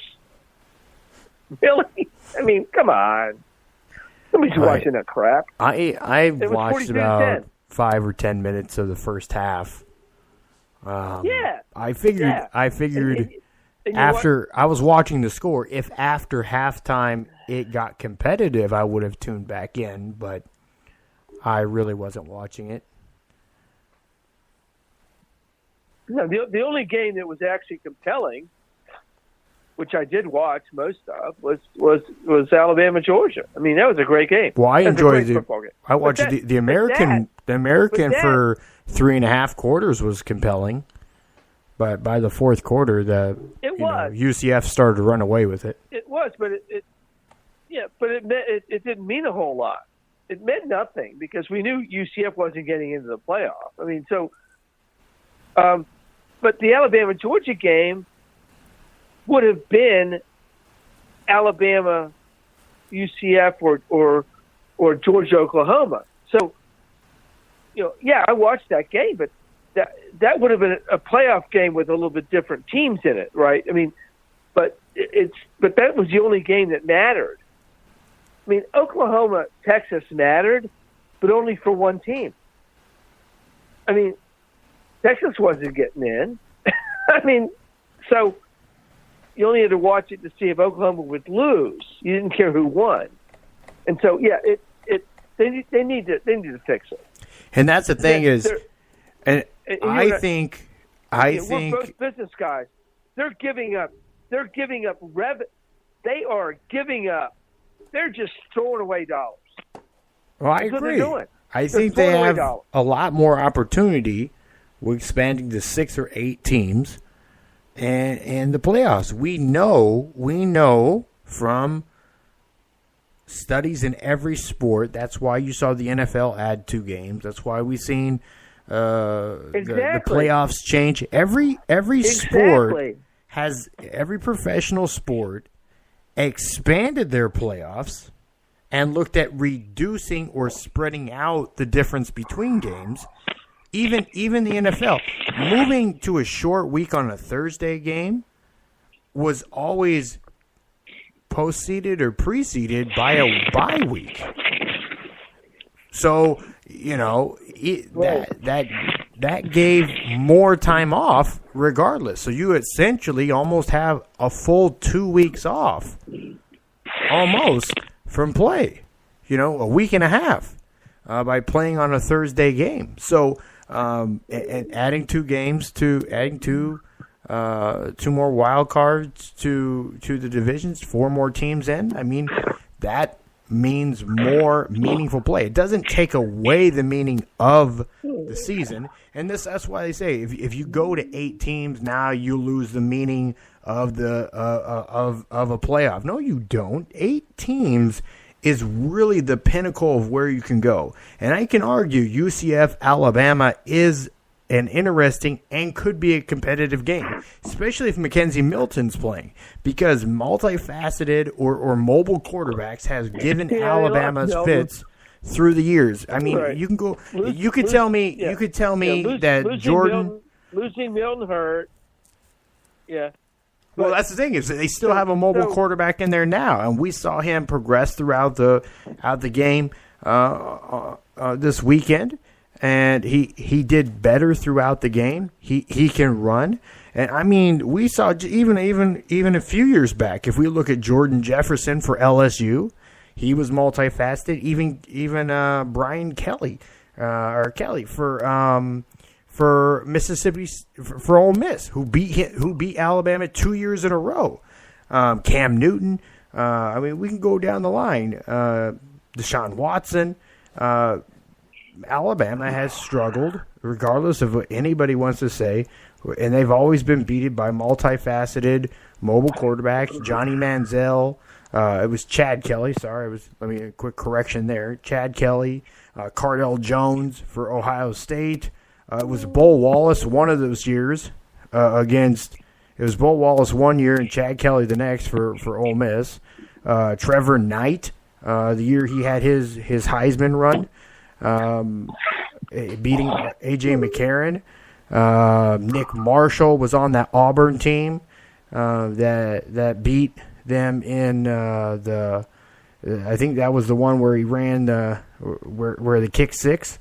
Nick Marshall was the quarterback there. And that's just the ones I can think of off the top of my head. Again, they haven't had too many losses since I think he's had 9 losses or 10 losses. I don't even think he has double-digit losses since he's been at Alabama. No, he does, because his first year he had 6 losses, didn't he? I think he had 6. So he's probably south of 20 losses in 15 years. But after his first year, right? Yeah. I mean, because he took over a really bad program. That program was really bad when he took over. I mean, it just was. But no, I think they got it right. I mean, I'm looking forward to it.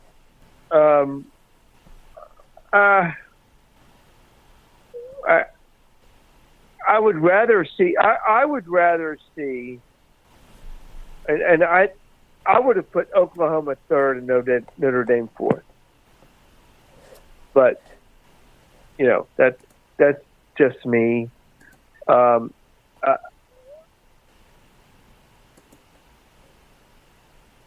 Notre Dame, even though their schedule was decent, they're not in the conference. They didn't have to really go through that whole conference stretch of and play in a championship game. I would put Notre Dame 4 and Oklahoma 3. That would put Oklahoma against Clemson. What a matchup there. And Alabama Notre Dame. And then it sets you up for either, listen, it's Alabama Clemson in the final. I mean, I don't care how you do it. As I rethink this, it's Alabama Clemson in the final, which is how it should be, because they're the 2 best teams by far. Well, they're the 2 best teams. They're the 2 best teams. That we can see right now. Kyler Murray is clearly a very dynamic player, and your point's well taken. And this offense, he can get Alabama fit.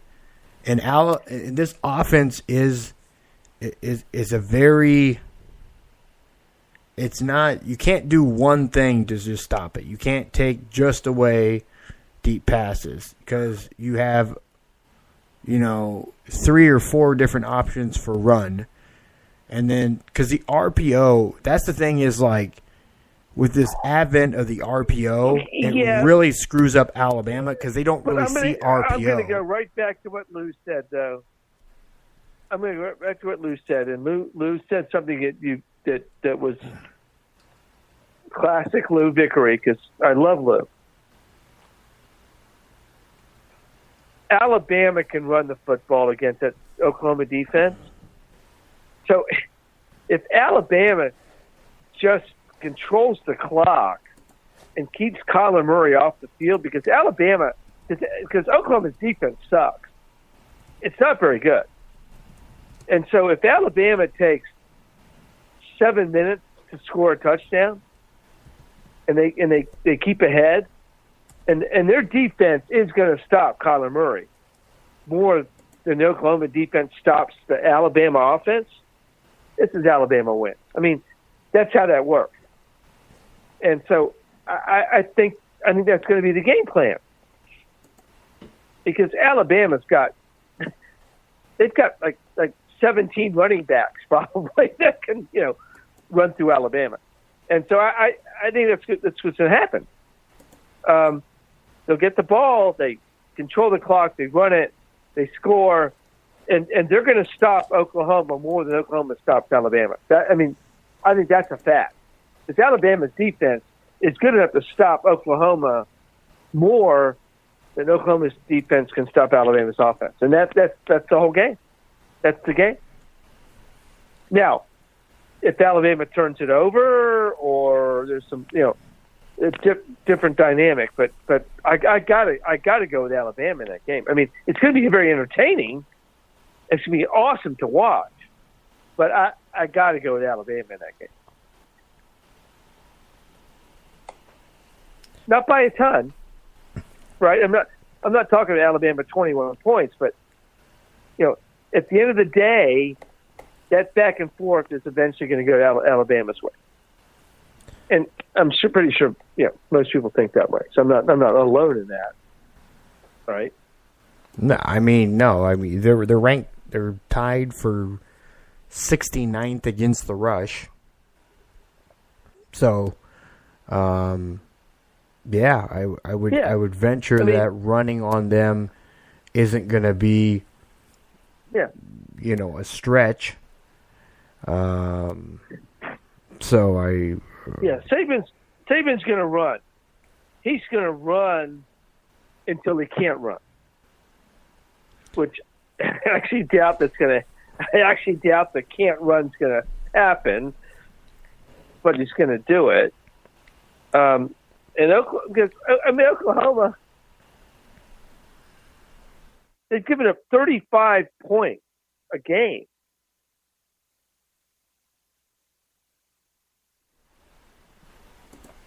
And they haven't faced an Alabama team yet. I mean, good Lord.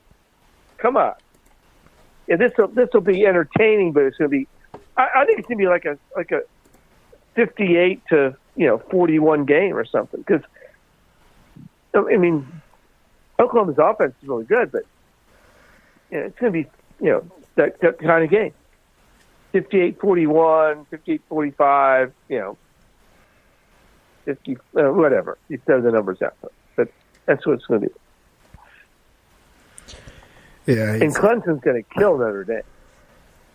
I mean, Clemson Notre Dame's going to be like 42-17.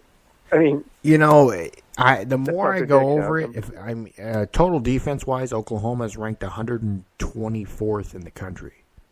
So this is not. I mean, come on.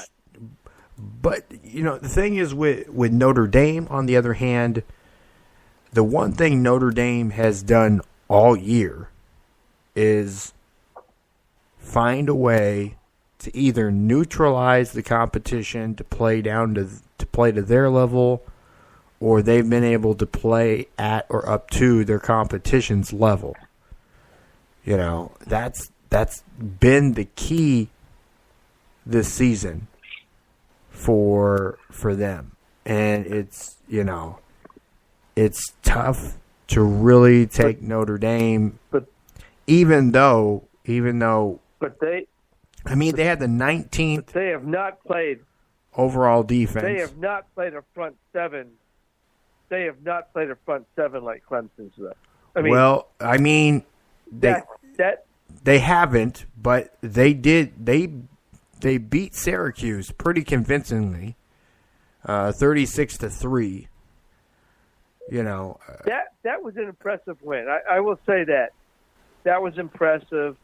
Their beatdown of Virginia Tech was impressive. They've had some impressive wins. Stanford was ranked at the time. That was 38-17. Yeah. They did beat Michigan to start the year. I'm kind of the thing that's upsetting about me, and I think it gives them a little bit of an edge, is Clemson is somewhat of a pseudo-conference team for them.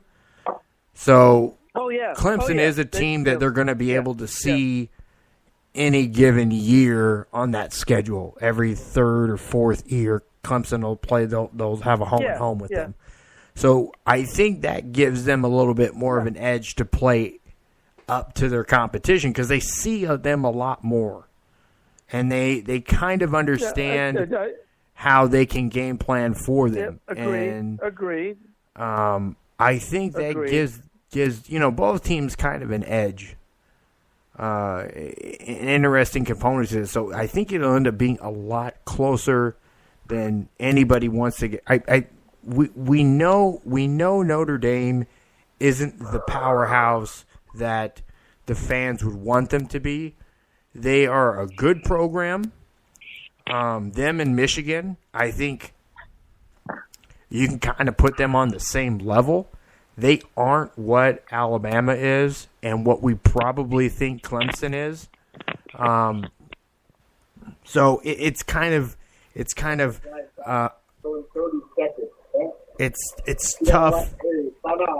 It's tough to just count them out for me because we don't see them at eye to eye with Clemson or with Alabama or even really with Georgia at that note. So.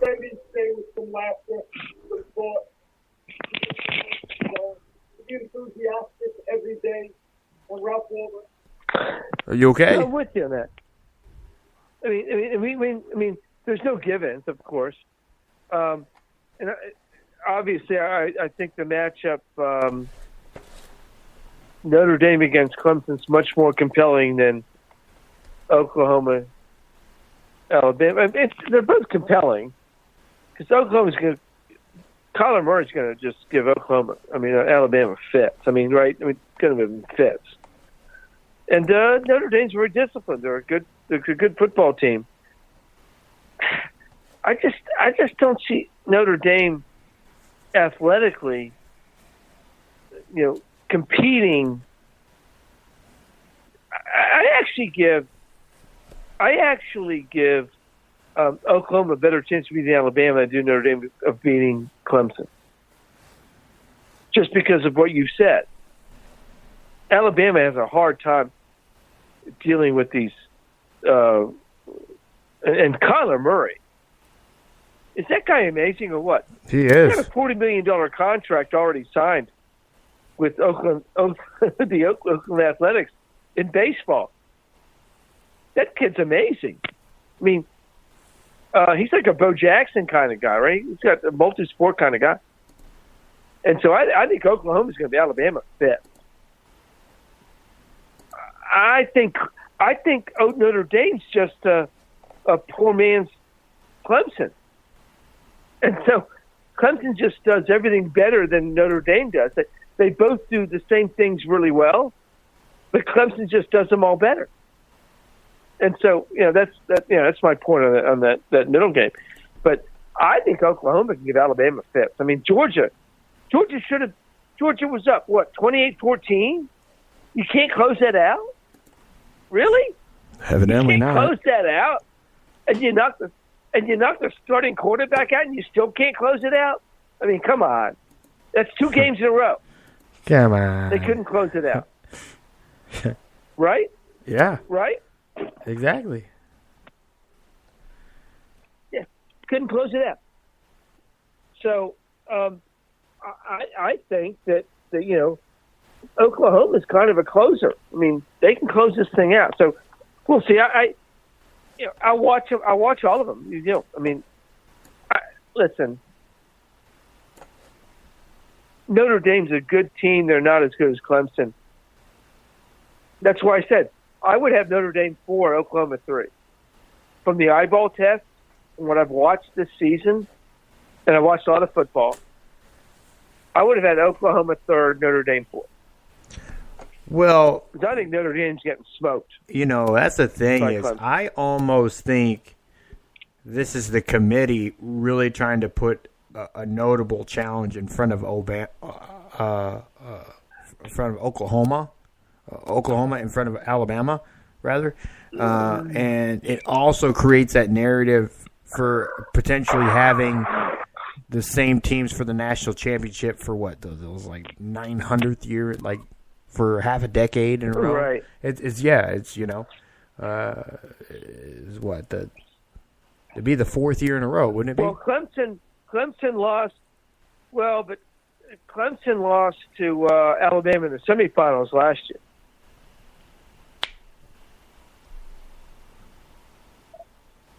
They played in the finals 2 years, and then they played in the semifinals. But they'd be playing again in the playoffs for the 4th year in a row. Mm-hmm. Yeah, because they played 2 years for a national title, last year in the semifinals, and then, it could be. But it's going to be a final this year again. I mean, yeah. I really think it's going to be finals again. I mean, they are the two, and they've been the two best teams all year long. I mean, this isn't some kind of surprise. Like, oh gosh, look, they started out the two best teams. They're the two best teams, and watch them play. They're the two best teams, and actually Georgia got screwed. Not screwed. The system didn't work their way. Georgia's probably the third best team. But they stubbed their toe against LSU. If Georgia doesn't lose against LSU, which they shouldn't have, they're in. Right? I mean, likely, yeah. If Georgia and Alabama had played both undefeated coming into the national championship game, the SEC championship game, the losers still would have been in. No question, because Georgia's really good. Because that's kind of how the tea leaves read here. If Oklahoma loses, but Georgia's in, regardless of Ohio State being a one-loss conference champion. But you can't be a two-loss non-conference champ and expect to get in over a one-loss conference champ. You can't. Well, that's what this says. That's what happened to Georgia. If Oklahoma would have lost, Georgia would have been in. So all they needed to do is play it close against Alabama and have Oklahoma lose. Over Ohio State, by the way. Yeah, over Ohio State. Over Ohio State, by the way. I agree with, because I think Georgia is better than Ohio State. Like I said a few weeks ago, Michigan losing to Ohio State is the worst thing for the Big Ten, because if they do, the Big Ten will not have a team in the playoff. Right. If Michigan beats Ohio State, and Michigan would have beaten Northwestern, there's no question about that, right? Like I said, it was a Northwestern team that they're an 8-4. A 4-loss. It wasn't too much of a different situation than seeing Pitt play Clemson. I don't think nobody was really looking that. Don't get me wrong. Like it's pretty safe bet. Don't get me wrong. Those are the free picks on the 800 call when you're getting those betting picks that you degenerate gamblers call for. That was the. Put your whatever money you want on this. It's a lock. Those were pretty much lock picks right there. And this is not to diminish Northwestern's season, because Ohio State could realistically lose that, because if we go down Ohio State, because it wasn't that, and it wasn't even also that. Ohio State got blown out by Purdue, right? They barely beat Penn State. The Hoosiers and Gophers both played them close till half. Then they get blown out by Purdue. They should have lost to Nebraska. They should have lost to Michigan State. They should have lost to Maryland. They get this phenomenal game where they played well and beat Michigan, and they pretty much looked to be in control the whole time against Northwestern, but still allowed 24 points against a 4-loss Northwestern team that is clearly should not be at where they are, either by coaching or by talent. So it is what it is. Ohio State was falling off this year. Wisconsin was kind of one of those teams too. Wisconsin finished second in the Big Ten West, and they had 5 losses on the year. They were 7-5. They, only 2 games over 500. That's barely making. That's close to not making a bowl game. Wisconsin was two wins better than Maryland. Where did Nebraska finish? Nebraska finished 4-8. They won 4 of their last 6 games. Okay. Yeah. So there was 2 games where they weren't close games, and that was against Michigan and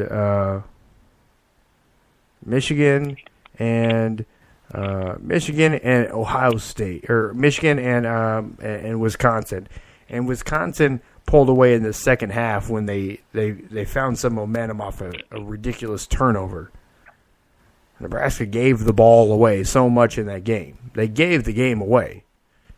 You know, Nebraska's problem right now is not offense at all. They can pretty much move the ball down the field at will right now with the group they have right now. Their issue was the defense figuring things out, which in a way they started to towards the end of the year. But then it was just dumb penalties and turnovers, which had kind of plagued them all year. I mean, Colorado was a 1-score game. Troy was a 1-score game. Purdue lost. It got out of hand. Again, too many turnovers.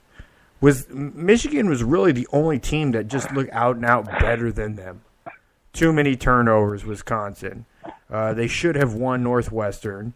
They blew out Minnesota. Obviously, Bethune-Cookman was a play-in. They should have beat. Ohio State. It was a blowout against Illinois. Michigan. They just kept dumb penalties, dumb turnovers. They kept allowing Michigan State to be in the game. They just weren't finishing drives. You know. No team scored a touchdown in that game. That was a game of defense, but that's kind of how Michigan State has been a lot of the year against most of the teams that they played. Iowa was another game they should have won. They lost on a field goal made by by Iowa in the last 3 seconds of the game. You know. There was a one bad. It was a call. It was but whatever. They got him into field goal range. That's what it was. So, I can't. You can't really. This is why if you're you talk to people in Nebraska or you talk to people, around the area, Nebraska fans, they're not upset. I mean, they don't want to see a 4-8 season, but the progress that they've seen throughout the season, they believe in change and that it is coming. So I would say that Nebraska next year, just by looking off what they did this year, they should be at least an 8-win team moving forward. That's what I would say they would be. We'll see. I would agree. I'd agree with that. I mean, because their half of the league isn't that strong, right? I mean, they're not playing Ohio State, Penn State, Michigan State. I mean, right? I'll take Wisconsin, Iowa any day over that, the other half of the league. So. But Scott Frost is going to get that team. He'll get them to the championship game in one maybe 2 years. I think he'll do it. Good coach, but he's got to recruit. I mean, he's got to get the players. Yeah, and that's looking pretty good right? too. They'll have another top 25 class again this year. They got one of the top offensive recruits in the country, out of Minnesota. They landed him at the end of October, right around Halloween. So they've been moving forward. They got another commit, a 3-star commit out of a defensive end that they were really interested in out of Alabama. So, you know, I think guys, I mean, because people are saying, you know, that exodus of like 20-some players since break of camp would be a deterrent, and I don't think it is, because the way Nebraska responded and that they just want to have the right guys there, people there for the right reasons, and I think that's what people are latching onto, and that's what people that have bought in. You know, that's the thing, is the people that are buying in are going to be successful, but the people that weren't buying in, he had no issue. And the thing is, the crazy thing is with I think college football really needs to look at, I mean, and the NCAA should be able to have some sort of say over this, because for baseball, for years, that the teams in the South had an advantage because they could play more, but they created rules that you had to wait till a certain day to start your practices. I think they need to collectively say that there is a deadline day that teams can accept players. That's the same for all college football, because if they just say enrollment, they do the quarter systems on the West Coast and they enroll later. So Tyshawn Lindsey, Gibbia, three of four guys, 3 of them being guys that were recruited by Mike Riley, play for Oregon State. Mike Bell, who was a transfer and he left 90 seconds. Tried to go. Was thinking about going because he had a relationship with the players because he didn't have a relationship with the coaches. He had a relationship with the players because he wasn't recruited by Nebraska under Mike Riley. He was going to go there, but they actually put a restriction. He couldn't go to Oregon State. Couldn't go anywhere within conference, you know, and couldn't go to Oregon State. And a few select other teams that had recruited him in the past. So it was, you know, there are limitations and stuff coaches can put on to protect themselves from that end, and schools can, which I'm fine with. I do like that after 4 games they can redshirt and move and leave, but I think that the clear disadvantage is really is that deadline of enrollment. I think that's something this fall that the NCAA and the coaches really need to look at, because the West Coast has such a clear advantage to be able to bring kids into the season to where, you know, they're redshirted because they haven't started because of the quarter system. 10 We're seconds. essentially into a season, and they could transfer and still play and have that year qualify, or not, well, practice, and have that year qualify as a redshirt year, you know? So it's kind of a screwy way, loophole, and I don't blame the West Coast teams for taking advantage of it. Why wouldn't they? It'd be dumb not to. But it's something that the NCAA definitely needs to fix moving forward.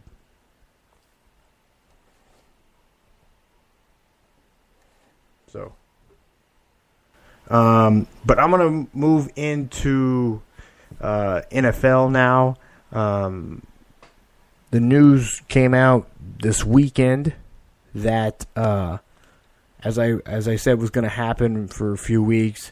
The Green Bay Packers fired head coach Mike McCarthy, and Joe Philbin, offensive coordinator, former Dolphins head coach, will be the interim coach throughout the end of the year. I don't think that they're going to consider him as an option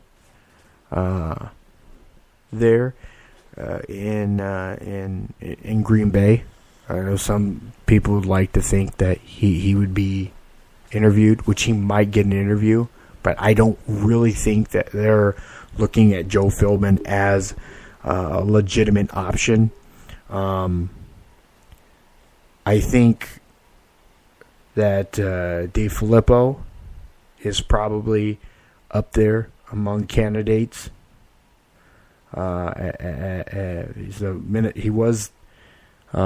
year he was the offensive coordinator for the Eagles. He took a position for more money with Minnesota as the offensive coordinator. So DeFilippo, I think, will be one of those guys that they look at. Bieniemy, the Kansas City Chief offensive coordinator, will be definitely a guy I think that they look at. But Chase Daniels is a guy that most people seem to be pretty excited about. From what I hear, is there are a set of coaches that are interested in joining McDaniels in Green Bay, and some quality assistant coaches at that, to join him in Green Bay if he were to decide to leave Foxborough. Now, I know a lot of things may play into this. Again, people think, well, he agreed to Indy last year in principle, and then never signed the contract and called and say, hey, I'm not going to sign. I'm not going to be the Colts' next head coach. But again, what I think the biggest thing that he did learn from his situation in Denver, again, he did win a playoff game with Tim Tebow there. So he didn't actually have a good quarterback situation in Denver. They thought they would be able to remedy it through the draft, and they weren't. So what the situation that he liked about Indy is because you had a guy that you consider one top 10 quarterbacks in the league, a guy that's going to have a contract going to be established for the next 3, 4, 5 years in the organization that you can work with and you can grow with and you can build your offense around. Some guy you're not questioning, is he skilled enough? Do I have to develop him? What am I getting? You pretty much knew what you were getting with Andrew Luck, you thought. However, medically, I don't think anybody had any idea truly where Luck was going to be come the season, because they had already started camp and he wasn't even throwing an NFL-sized football. I think he was still throwing a tennis ball during camp. So and that's in camp. We're talking about months before this. So obviously, in hindsight, he looks back at it and it's like, yeah, I don't know if I have the best situation there. And he said no, which is nothing wrong, because he gets to stay where he is and with New England. God forbid that you say no to going to a team that has question marks or you don't feel comfortable with, and you have to stick working with Tom Brady and Bill Belichick for, at least another year. And he's the highest paid assistant coach in the NFL for good reason. But I don't, and thing is, he wasn't Indy's first choice. They had McNaghy, the Chicago Bears head coach, who looks like in his first year he's going to win that NFC North with a second-year quarterback. So Matt Nagy was their first choice, and he chose Chicago.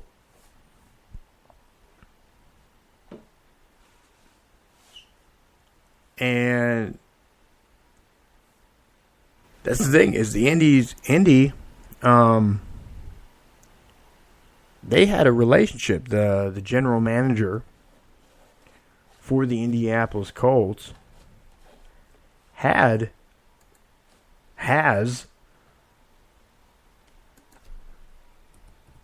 a relationship with McNaghy. So, as Chris Ballard came,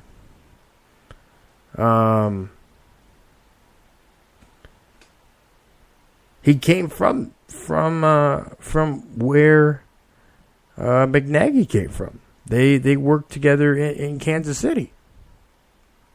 They're boys. Chicago was able to secure him. McDaniels got the nod as the backup, and then he said no.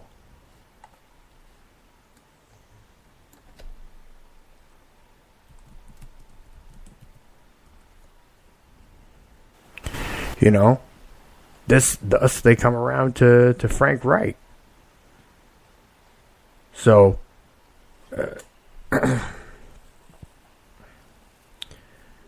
you know, it wasn't a bad pick for him. But, and you know, with the Eagles losing, they lose Frank Wright, they lose losing DeFilippo, and those assistants never were replaced. You know, that's one of the hardest things. You know, people think, keeping your talent. In the NFL, keeping players is much easier than keeping good assistants. Because assistant coaches, they're all on 1 or 2 year contracts.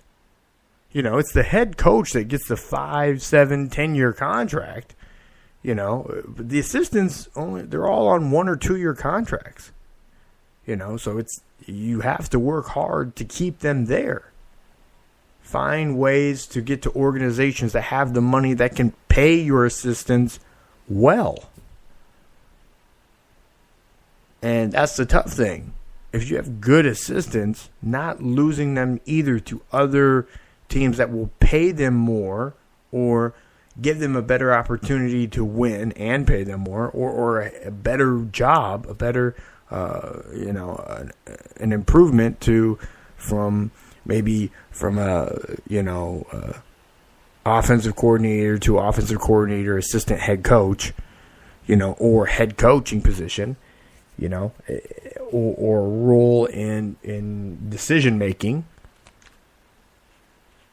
It's tough to keep the assistants. So it's keeping those assistants and that coaching staff together is the tougher part for these teams. You know? I mean, look at them this year. Just stop for a second and take a look at the Eagles this year. They look mediocre. They have wins. They have falls. You know? They have a good receiving core. They have the offensive weapon. I would say one thing that was really effective for them last year was Jay Ajayi. And they had him at the beginning of the season, but again, they lost him for the season. They haven't really filled in that blank that they were looking for at running back. So, obviously, I think that's one of the areas that they are going to address here in the offseason. I think if Kareem Hunt not been placed on the exempt list, they would have signed him. I understood that they did show some interest in him. Several teams did show interest in Kareem Hunt. For those that don't know, and I'll get into the Kareem Hunt situation here in a second, but he was released by the Kansas City Chiefs over a situation in a hotel from February. And I'll explain the situation a little bit better here in just a little bit. But just looking at them, looking at the Eagles, very average. I mean, they're second. They're 6-6 right now. I mean, how can you be more average than 500? You know?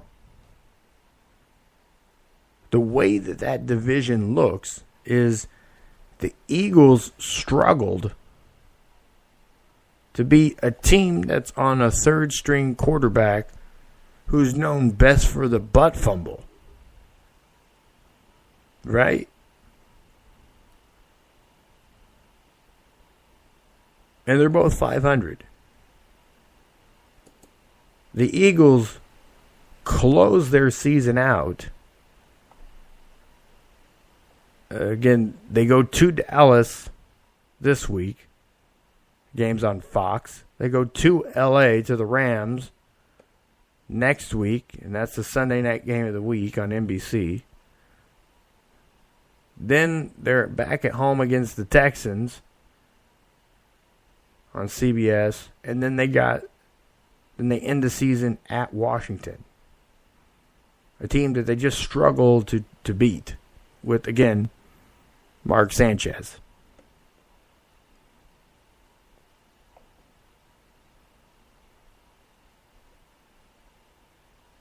Everybody they face the rest of the season has a 500 record or better. And 3 of the 4 teams are playoff teams right now. It's not an easy road. It looks like their season is effectively done. I mean, sitting at 6-6, we can't say necessarily 10 wins gets them in.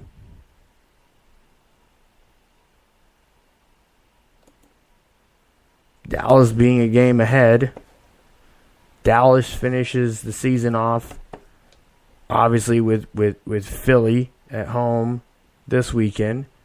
They go to Indy, who is playing well, could contend for that division. At home against the Buccaneers, which you don't know what you're going to get there. You could get 5 interceptions from Jameis, and the defense may show up or not.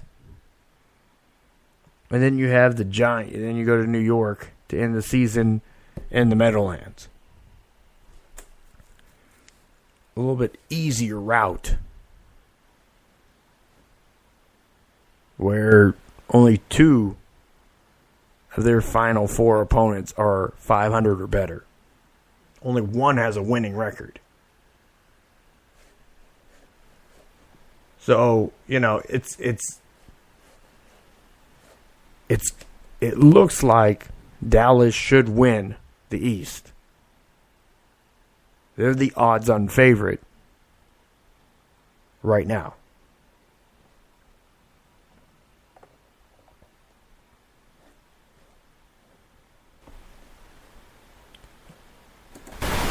But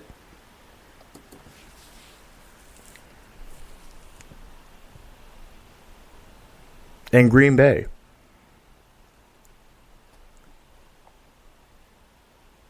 it makes you wonder if you're Green Bay at this point, what direction do you really go? At 4-7, 4-7-1 actually. You know, where do you go?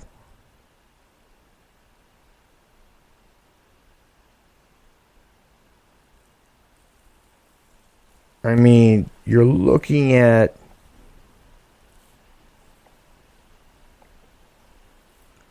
the top half of the draft right now. I mean, you got the same record as the Browns, and that usually means a pretty high draft pick. And that means through subsequent rounds you'll have high draft picks. I don't know if they're in a situation, I have to look. Let me take a look at where they have that up here. If where they would draft that now.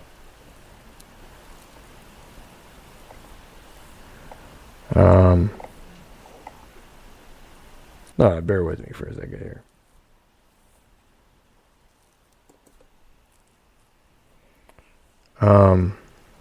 It looks like right now,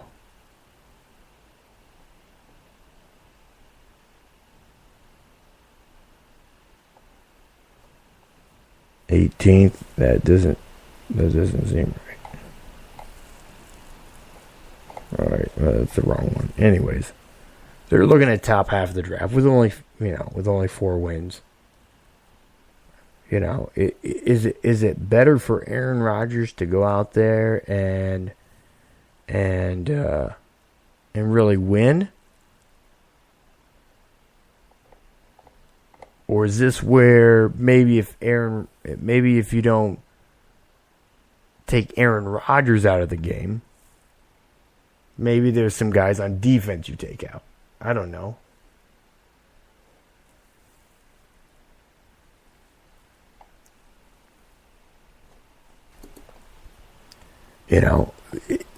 Do you just start positioning yourself for this offseason? And I see over here, Steve. Yeah, I agree. Their offseason moves historically are pretty terrible. They usually land one pretty average guy. Last 2 years have been tight ends that really haven't translated to the offense, to at least a lot of production to the offense.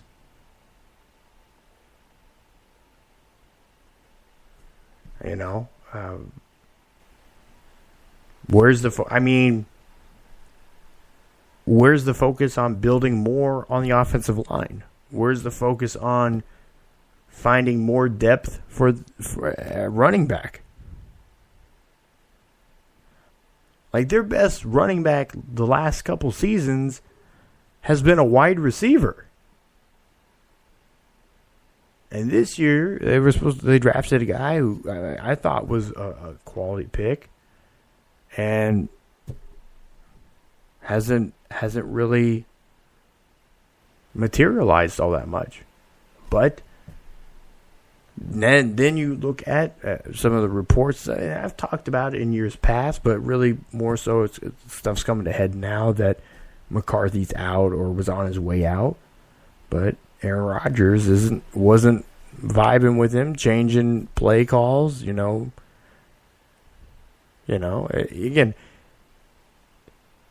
it was a toxic environment for a lot of people. So there has to be some change.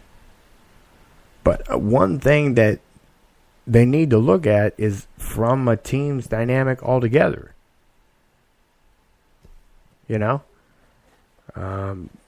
Do they have the right people on the team to make winning football happen? And I don't think that they have the roster right now to really compete at the top of the NFL. They're going to have some really tough decisions to make come this offseason.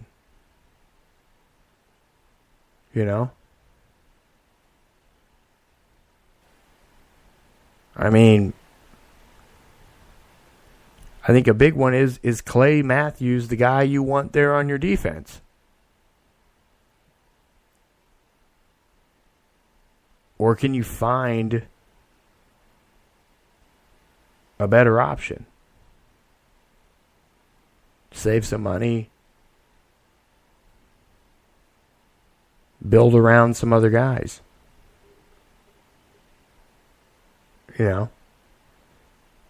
It's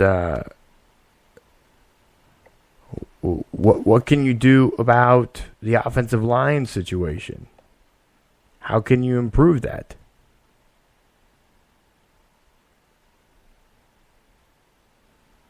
They've struggled with some injury situations this whole season along that offensive line.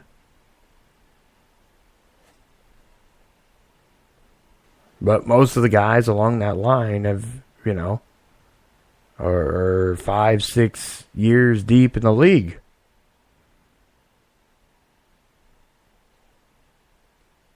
It hasn't.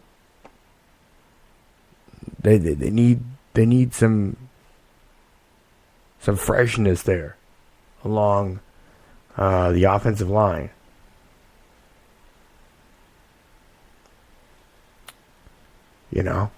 And even in season.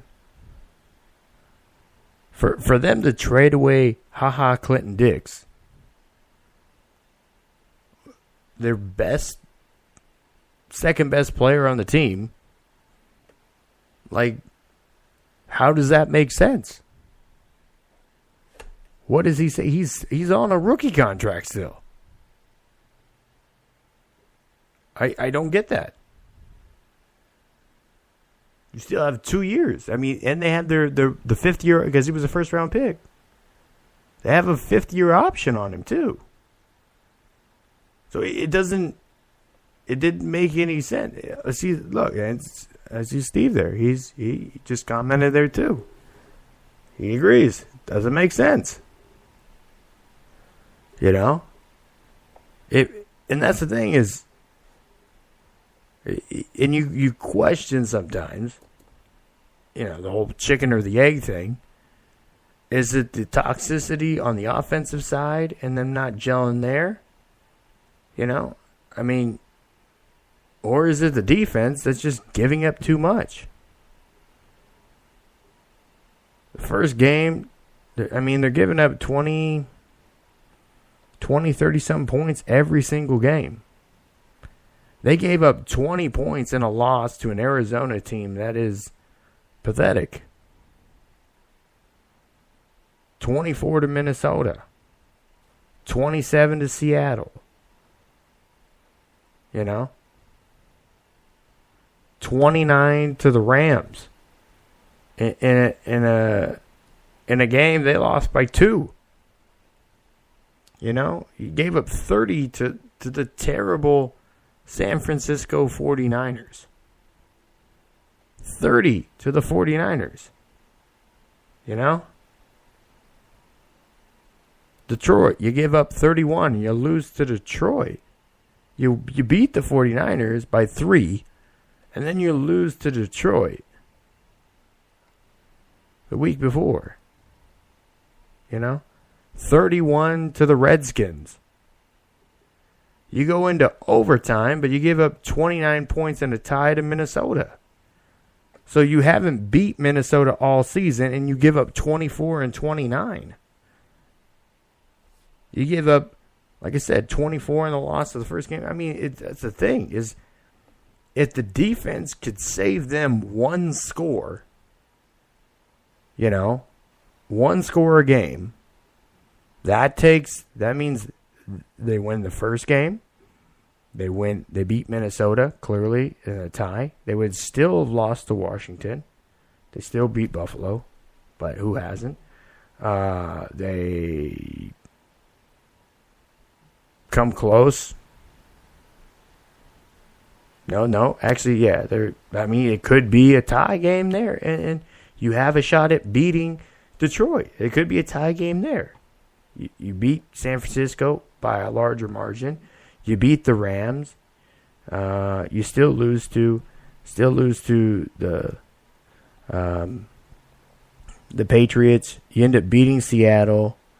You beat Minnesota in the second meeting. You beat Arizona. So what's that? 1, 2, 3, 4, 5, 6, 7, 8, 9, 10 wins. So you're sitting at 10-2. 10-2, 10-3, 10-2-1. versus, only having 4 wins. We're talking about a 5 to 6 win swing if your defense can take, save you 1 score. 1 score. And that's the thing, is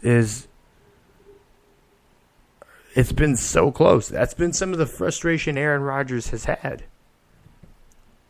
And he's felt that his supporting cast isn't supporting his effort. And it makes sense to a point. Obviously, he's had his own flaws, and he's made poor decisions, and he's put the team in situations where they've lost. He's made mistakes that has contributed to losses too. So, again, it's the whole chicken or the egg thing. Is it the offense that didn't score just enough? Because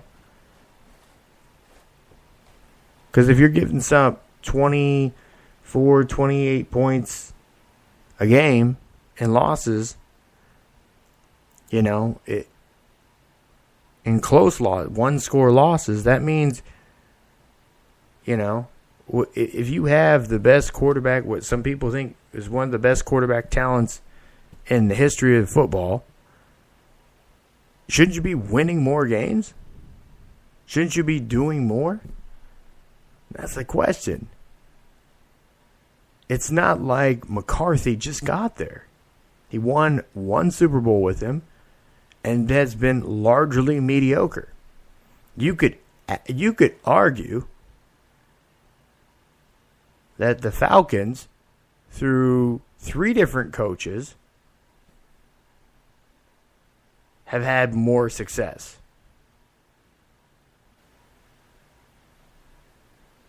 It's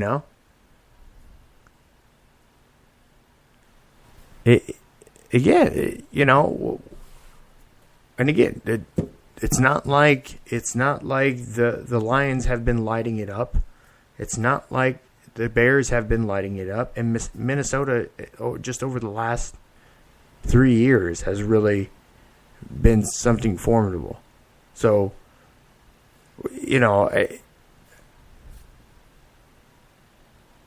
it's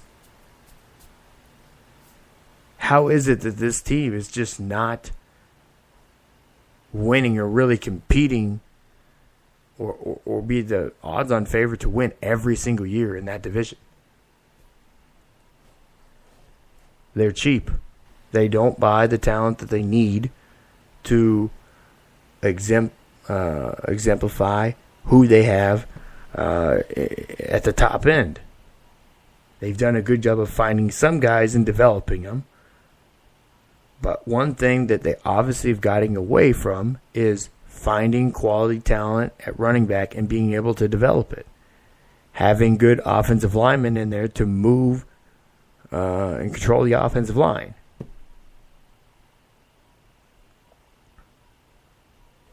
The Packers, at this point, have no need for wins other than to help Aaron Rodgers' ego. Really. There is no... Philbin, he's not getting the job.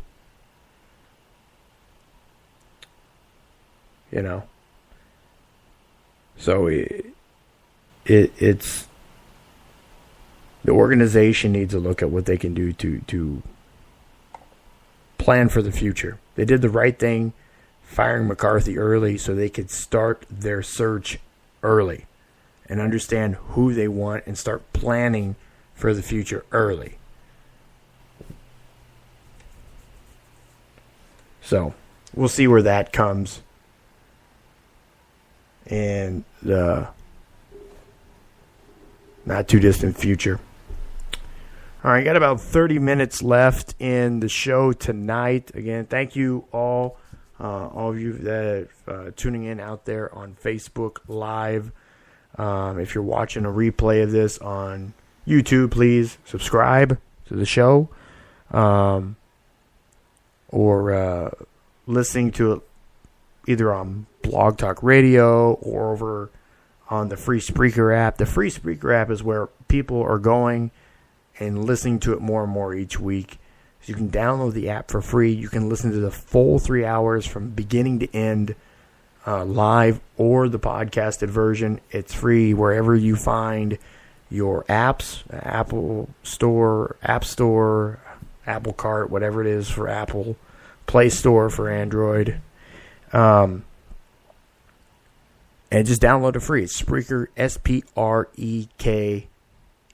Spreaker is just like speaker with an extra R in there.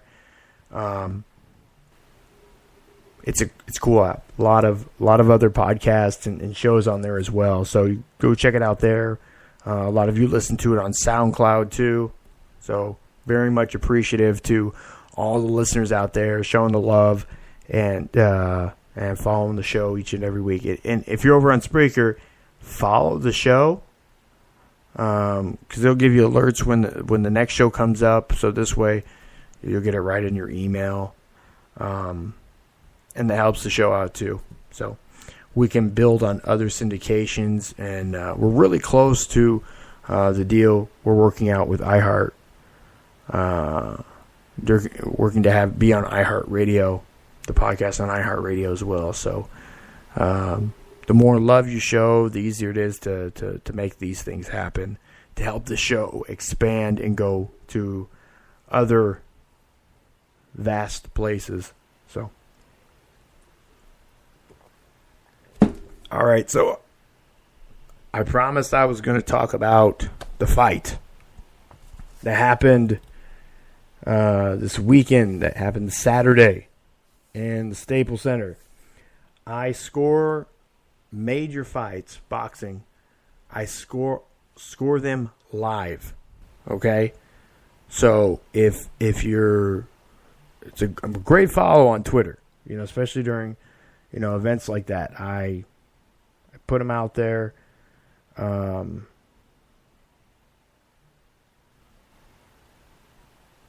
put them out there on Twitter at Matt Long Sports. So I was really curious to see where this Tyson Fury fight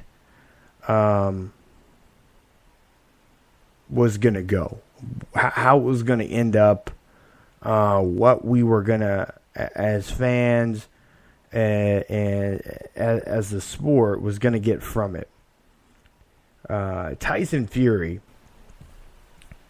is the lineal heavyweight champion of the world. Essentially, through the history of boxing, they have a belt called the Lineal Championship belt. That is essentially the belt that you get when, the old adage is you got to beat the man to be the man. And in boxing, it's called the Lineal Championship. Because they have umpteen different organizations that boxers register with to fight for different belts. So because of that, the lineal champion is the top. That means that whoever is crowned the lineal champion is supposed to be the top guy in that given weight class. And Tyson Fury beat Vladimir Klitschko, who was a unified and lineal heavyweight champion. Now, Tyson Fury beat Vladimir Klitschko to become the undefeated and really undisputed lineal and unified heavyweight champion. The only belt he didn't have at the time was the WBC belt, which was held by, and it has been held by, Deontay Wilder for some time. He was actually the first American heavyweight champion in about a decade. The guy that held the title belt before him, I think it was back in like 97 or 2007. It was, the guy before him was Shannon Briggs, who is still boxing, not against anybody competitive, not anybody notable. But nonetheless, he was the heavyweight champion and lost it pretty quick. But nonetheless, had the belt for a while, for some time. He did it. He was a champion. You could say he was a heavyweight champion of the world. Can't take that from him. Really cool guy. Fun guy to follow, too. Fun guy on social media to follow. For a while, he was trying to get a title fight with Vladimir Klitschko, and he was just like showing up everywhere Vladimir Klitschko was. And he was like, let's go, champ. Let's go. Let's go, champ. So it's hilarious. It's funny stuff. Fun, entertaining stuff to watch. Say the least, he did not get a title fight with Klitschko. Fury beat Klitschko, got the titles. He then had some personal life problems, some drug problems, battle with depression. He officially retired from the sport and forfeited all the titles, which technically means you relinquish the Lineal title too.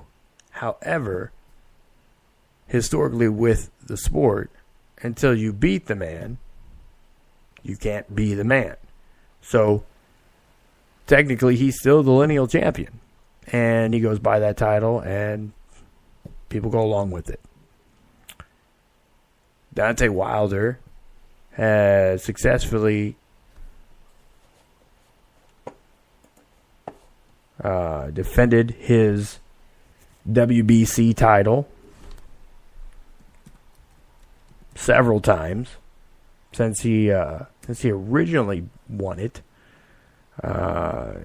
He beat Bermane Stiverne, who was the fight before. Was two fights, actually. 2 fights before Tyson Fury. Haitian-Canadian guy. Went to 12 rounds. It was actually the first... he was the first fighter that Deontay Wilder did not knock out to win. It went to a decision. And Deontay Wilder won on a decision to get the belt.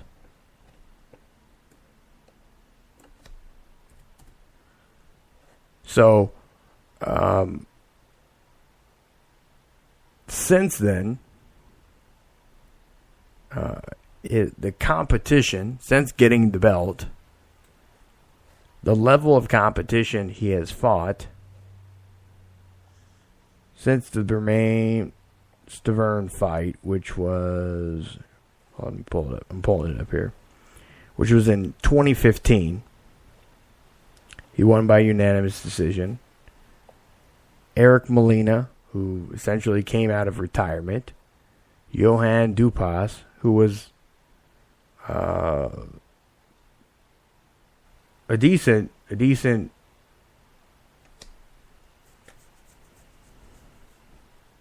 He's definitely a B- side fighter.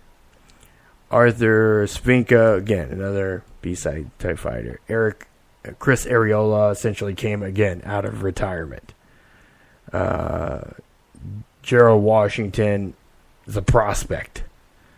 Has had, since Wilder, which was in 2017, he has fought. He's fought 3 times, losing to Gerald Miller and defeating one other, and then he has another fight that is in January. So he's only had 2 fights since Wilder. Get a prospect. He's Gerald Washington is known best for football. His time at Southern California. Then November of last year, Wilder fought Bermane Stiverne in a rematch. Now, Bermane Stiverne, again, lost that title to Wilder in 2015. And from 2015 to 2017, he fought one time against a nobody. And he won by unanimous decision.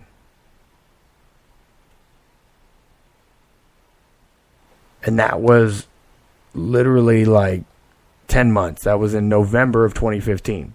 So from 2015 to 2017, for 2 years, Bermane Stiverne did not fight. So he took the fight. Wilder knocked him out in the first round. He came in. He looked sloppy. He looked overweight. He looked out of shape. He didn't look like somebody that was going to be a formidable boxer.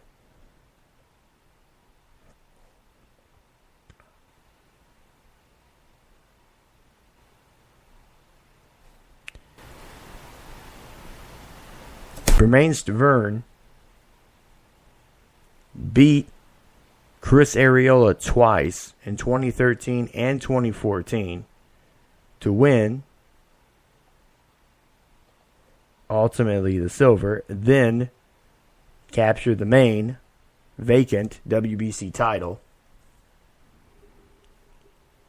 to lose it to Wilder, and then wait 2 years to fight him again for it and get knocked out in the first round. So Wilder, like I said, then Wilder fights. His last fight was his best competition to that date, was Luis Ortiz. Quality boxer at heavyweight. But Luis Ortiz still doesn't necessarily have a resume of guys that were really up there, to say the least. You know, Tony Thompson had been ranked up there at one point, knocked him out in 2016. Malik Scott had fallen off since his time, you know, in 2012, 2013. David Allen, you know, that's questionable. He won by TKO. That was, again, he's a prospect, essentially. Daniel Martz. He was a guy that I think people thought was a pretty decent competition, but really has done nothing since he fought him, like quality wise. So Wilder, I mean, until he fought Kaufman. Again, Kaufman was another fall guy. He ends up knocking out. So, you know, that thing is Luis Ortiz, again, being the best competition at that point, who was winning the fight on points till he got knocked out, was the best competition to that point. He was ranked highest. He had been the highest ranked boxer that Wilder has faced. So,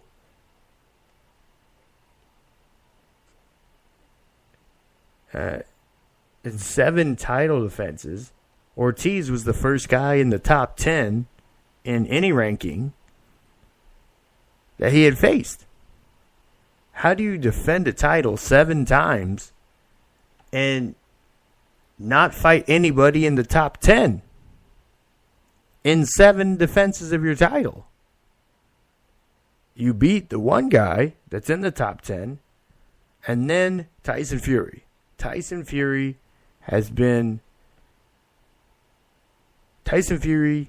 coming into this fight, like I said, Tyson Fury is the better boxer. He would be the better boxer. But what Tyson Fury are you getting? Because he has essentially been off for 2 years as well, dealing with life. What kind of shape would he be in? Lost a ton of weight. And he pretty much put on a boxing clinic Saturday night in many regards. I scored the fight 9 rounds of 12 to Tyson Fury. 3 rounds to Deontay Wilder. 2 of them being for knockdown rounds were 10-8 rounds. So he won the round, 10 points. Fury lost an extra point in the round for being knocked down. So he only got 8 points out of 10 for the round. So 2 10-8 rounds essentially nullifies 2 of the rounds that Tyson Fury won. So instead of being 9, essentially that goes down to 7. And mathematically, even if you don't add up the points, if you win 7 rounds of 12, that's the majority. That's a win.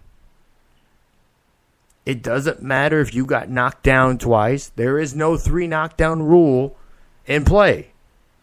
You cannot be saved by the bell. These are clear rules they talk about before every fight. When we watch these championship fights, pay-per-view or otherwise. There's no 3 knockdown rule. You know? It doesn't matter how many times you are knocked down. If you win more rounds, you won more points. You win more points, you win the fight. Tyson Fury, I scored 115. The final score 115-111. 9 rounds to 3. Wilder was impressive in his knockdowns. When you look at the replays, which we have to understand, clean shots get more points for the round, more clout for the round. So more solid and clean shots, more effective, more powerful shots help you win the round. Also, the boxing skills. Are you able to evade punches as well as deliver punches? Right? How well are you moving around the ring? Are you, in a sense, able to show that you're able to influence the tempo or the action in the fight? The thing is, with fighters that are more boxers and you're fighting against a guy that's a puncher, some of the biggest misconception is because the puncher is punching that he's doing something.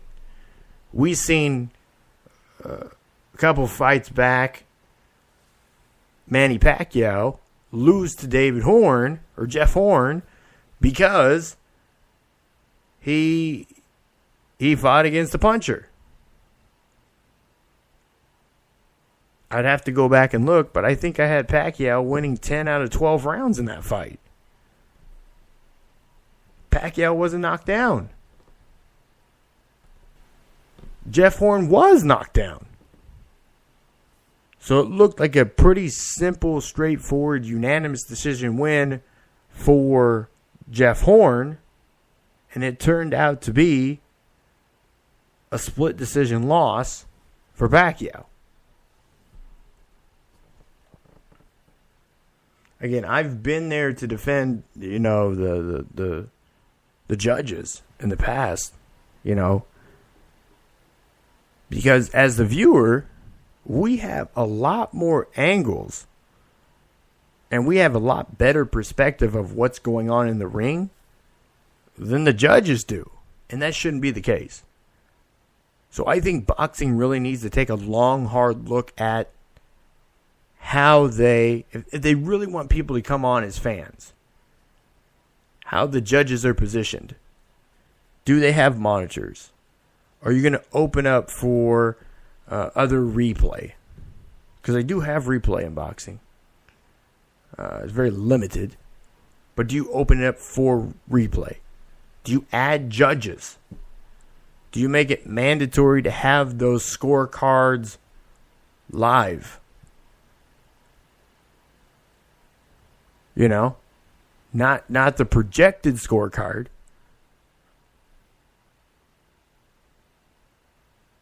but there's a few people that I've talked to that saw it as, hey, I think Wilder did what he needed to do to win the fight. I get where they're coming from, and I understand where their perspective of is you got 2 knockdowns in the fight. You won, a round or 2 maybe. And other than that, it just depends how you looked at it. And, and that puts it 4 rounds. And I could see how they mustered up their defense. And they think that. So I don't begrudge them.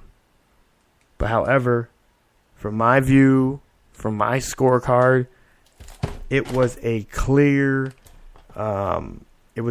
victory for Tyson Fury. And I had him winning on points. See, Tyson Fury isn't a guy that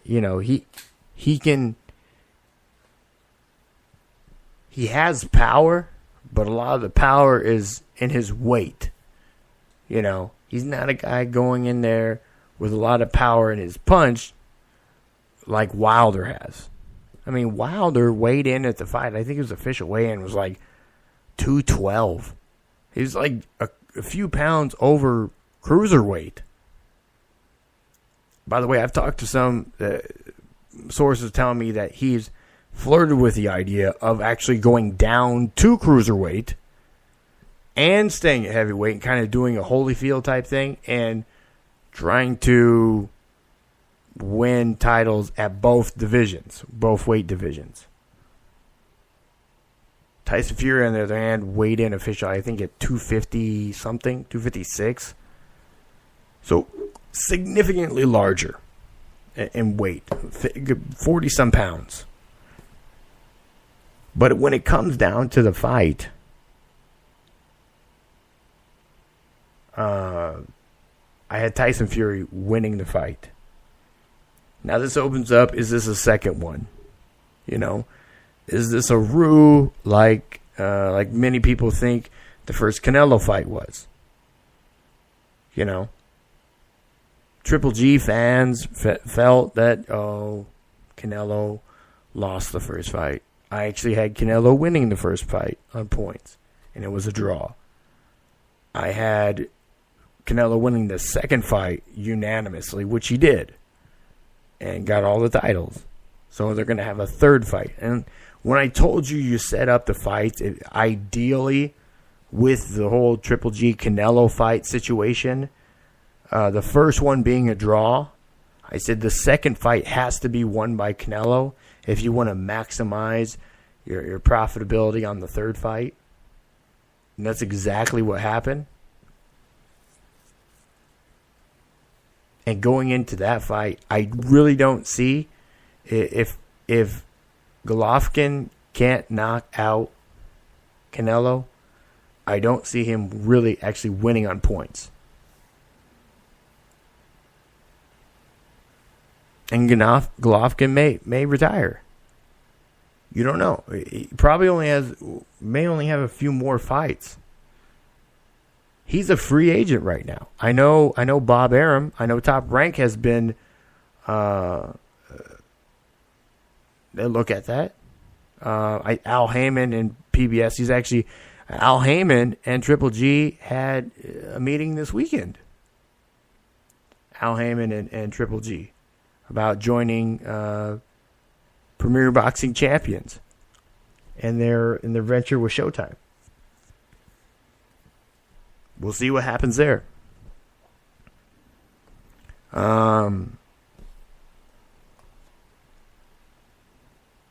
But it looks like, as far as other fights moving forward, it looks like Tyson Fury, Wilder 2 will happen. Could likely happen before either of them fight Anthony Joshua. Then that puts on the situation, who does Anthony Joshua fight? Does he fight Dylan White again? Does he, look towards maybe Big Baby Miller or another heavyweight that's coming up? Does he beat Alexander Povetkin? Or not Povetkin, but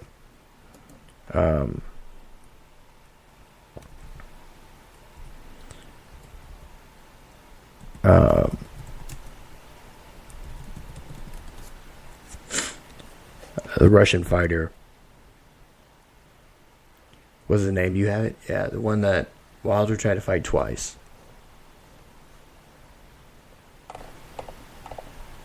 Do you have that right there? Hold on. It's bothering me. Yeah, Alexander Povetkin. Yeah, I was right. See? Yeah, he fought him in Wembley, TKO. That was just before fighting Joseph Parker to get, I think Joseph Parker had he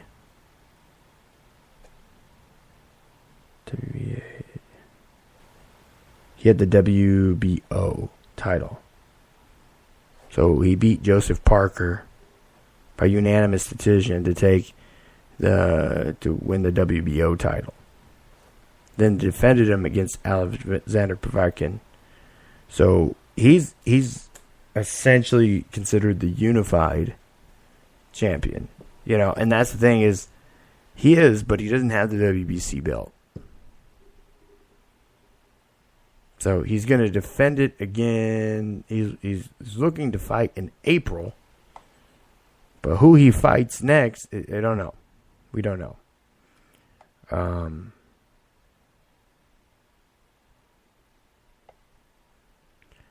But I think he's had stiffer quality competition defending his title already in only, 3 title defenses than Wilder has had. I mean, Carlos Takam, that guy, we weren't worried about that.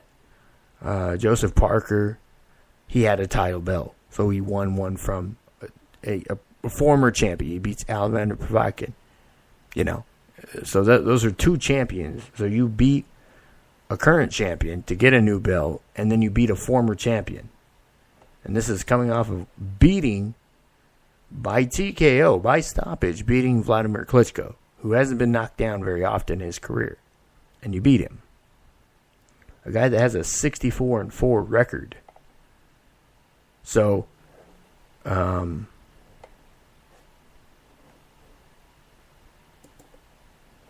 Anthony Joshua, Deontay Wilder is the fight people want to see more. Because they both have knockout power. And they're both fairly athletic guys. Anthony Joshua is a slightly better boxer. He's not a great boxer, but he's a slightly better boxer. Tyson Fury, by far, is a better boxer than both Blog of them. Talk Radio. Goodbye.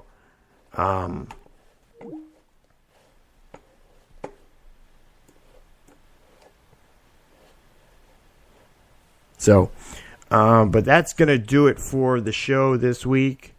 Through other questions and stuff here, we'll have to either get to on the comment section or in another blog or something. Or just hit me up directly. Twitter, Instagram, all that, at Matt Long Sports. Or you can message the show directly at the CHT on Sports. But starting to lose my voice. But that's all we have for this week. Thank you all for tuning in. Be sure to like, share, subscribe, follow, all that good stuff.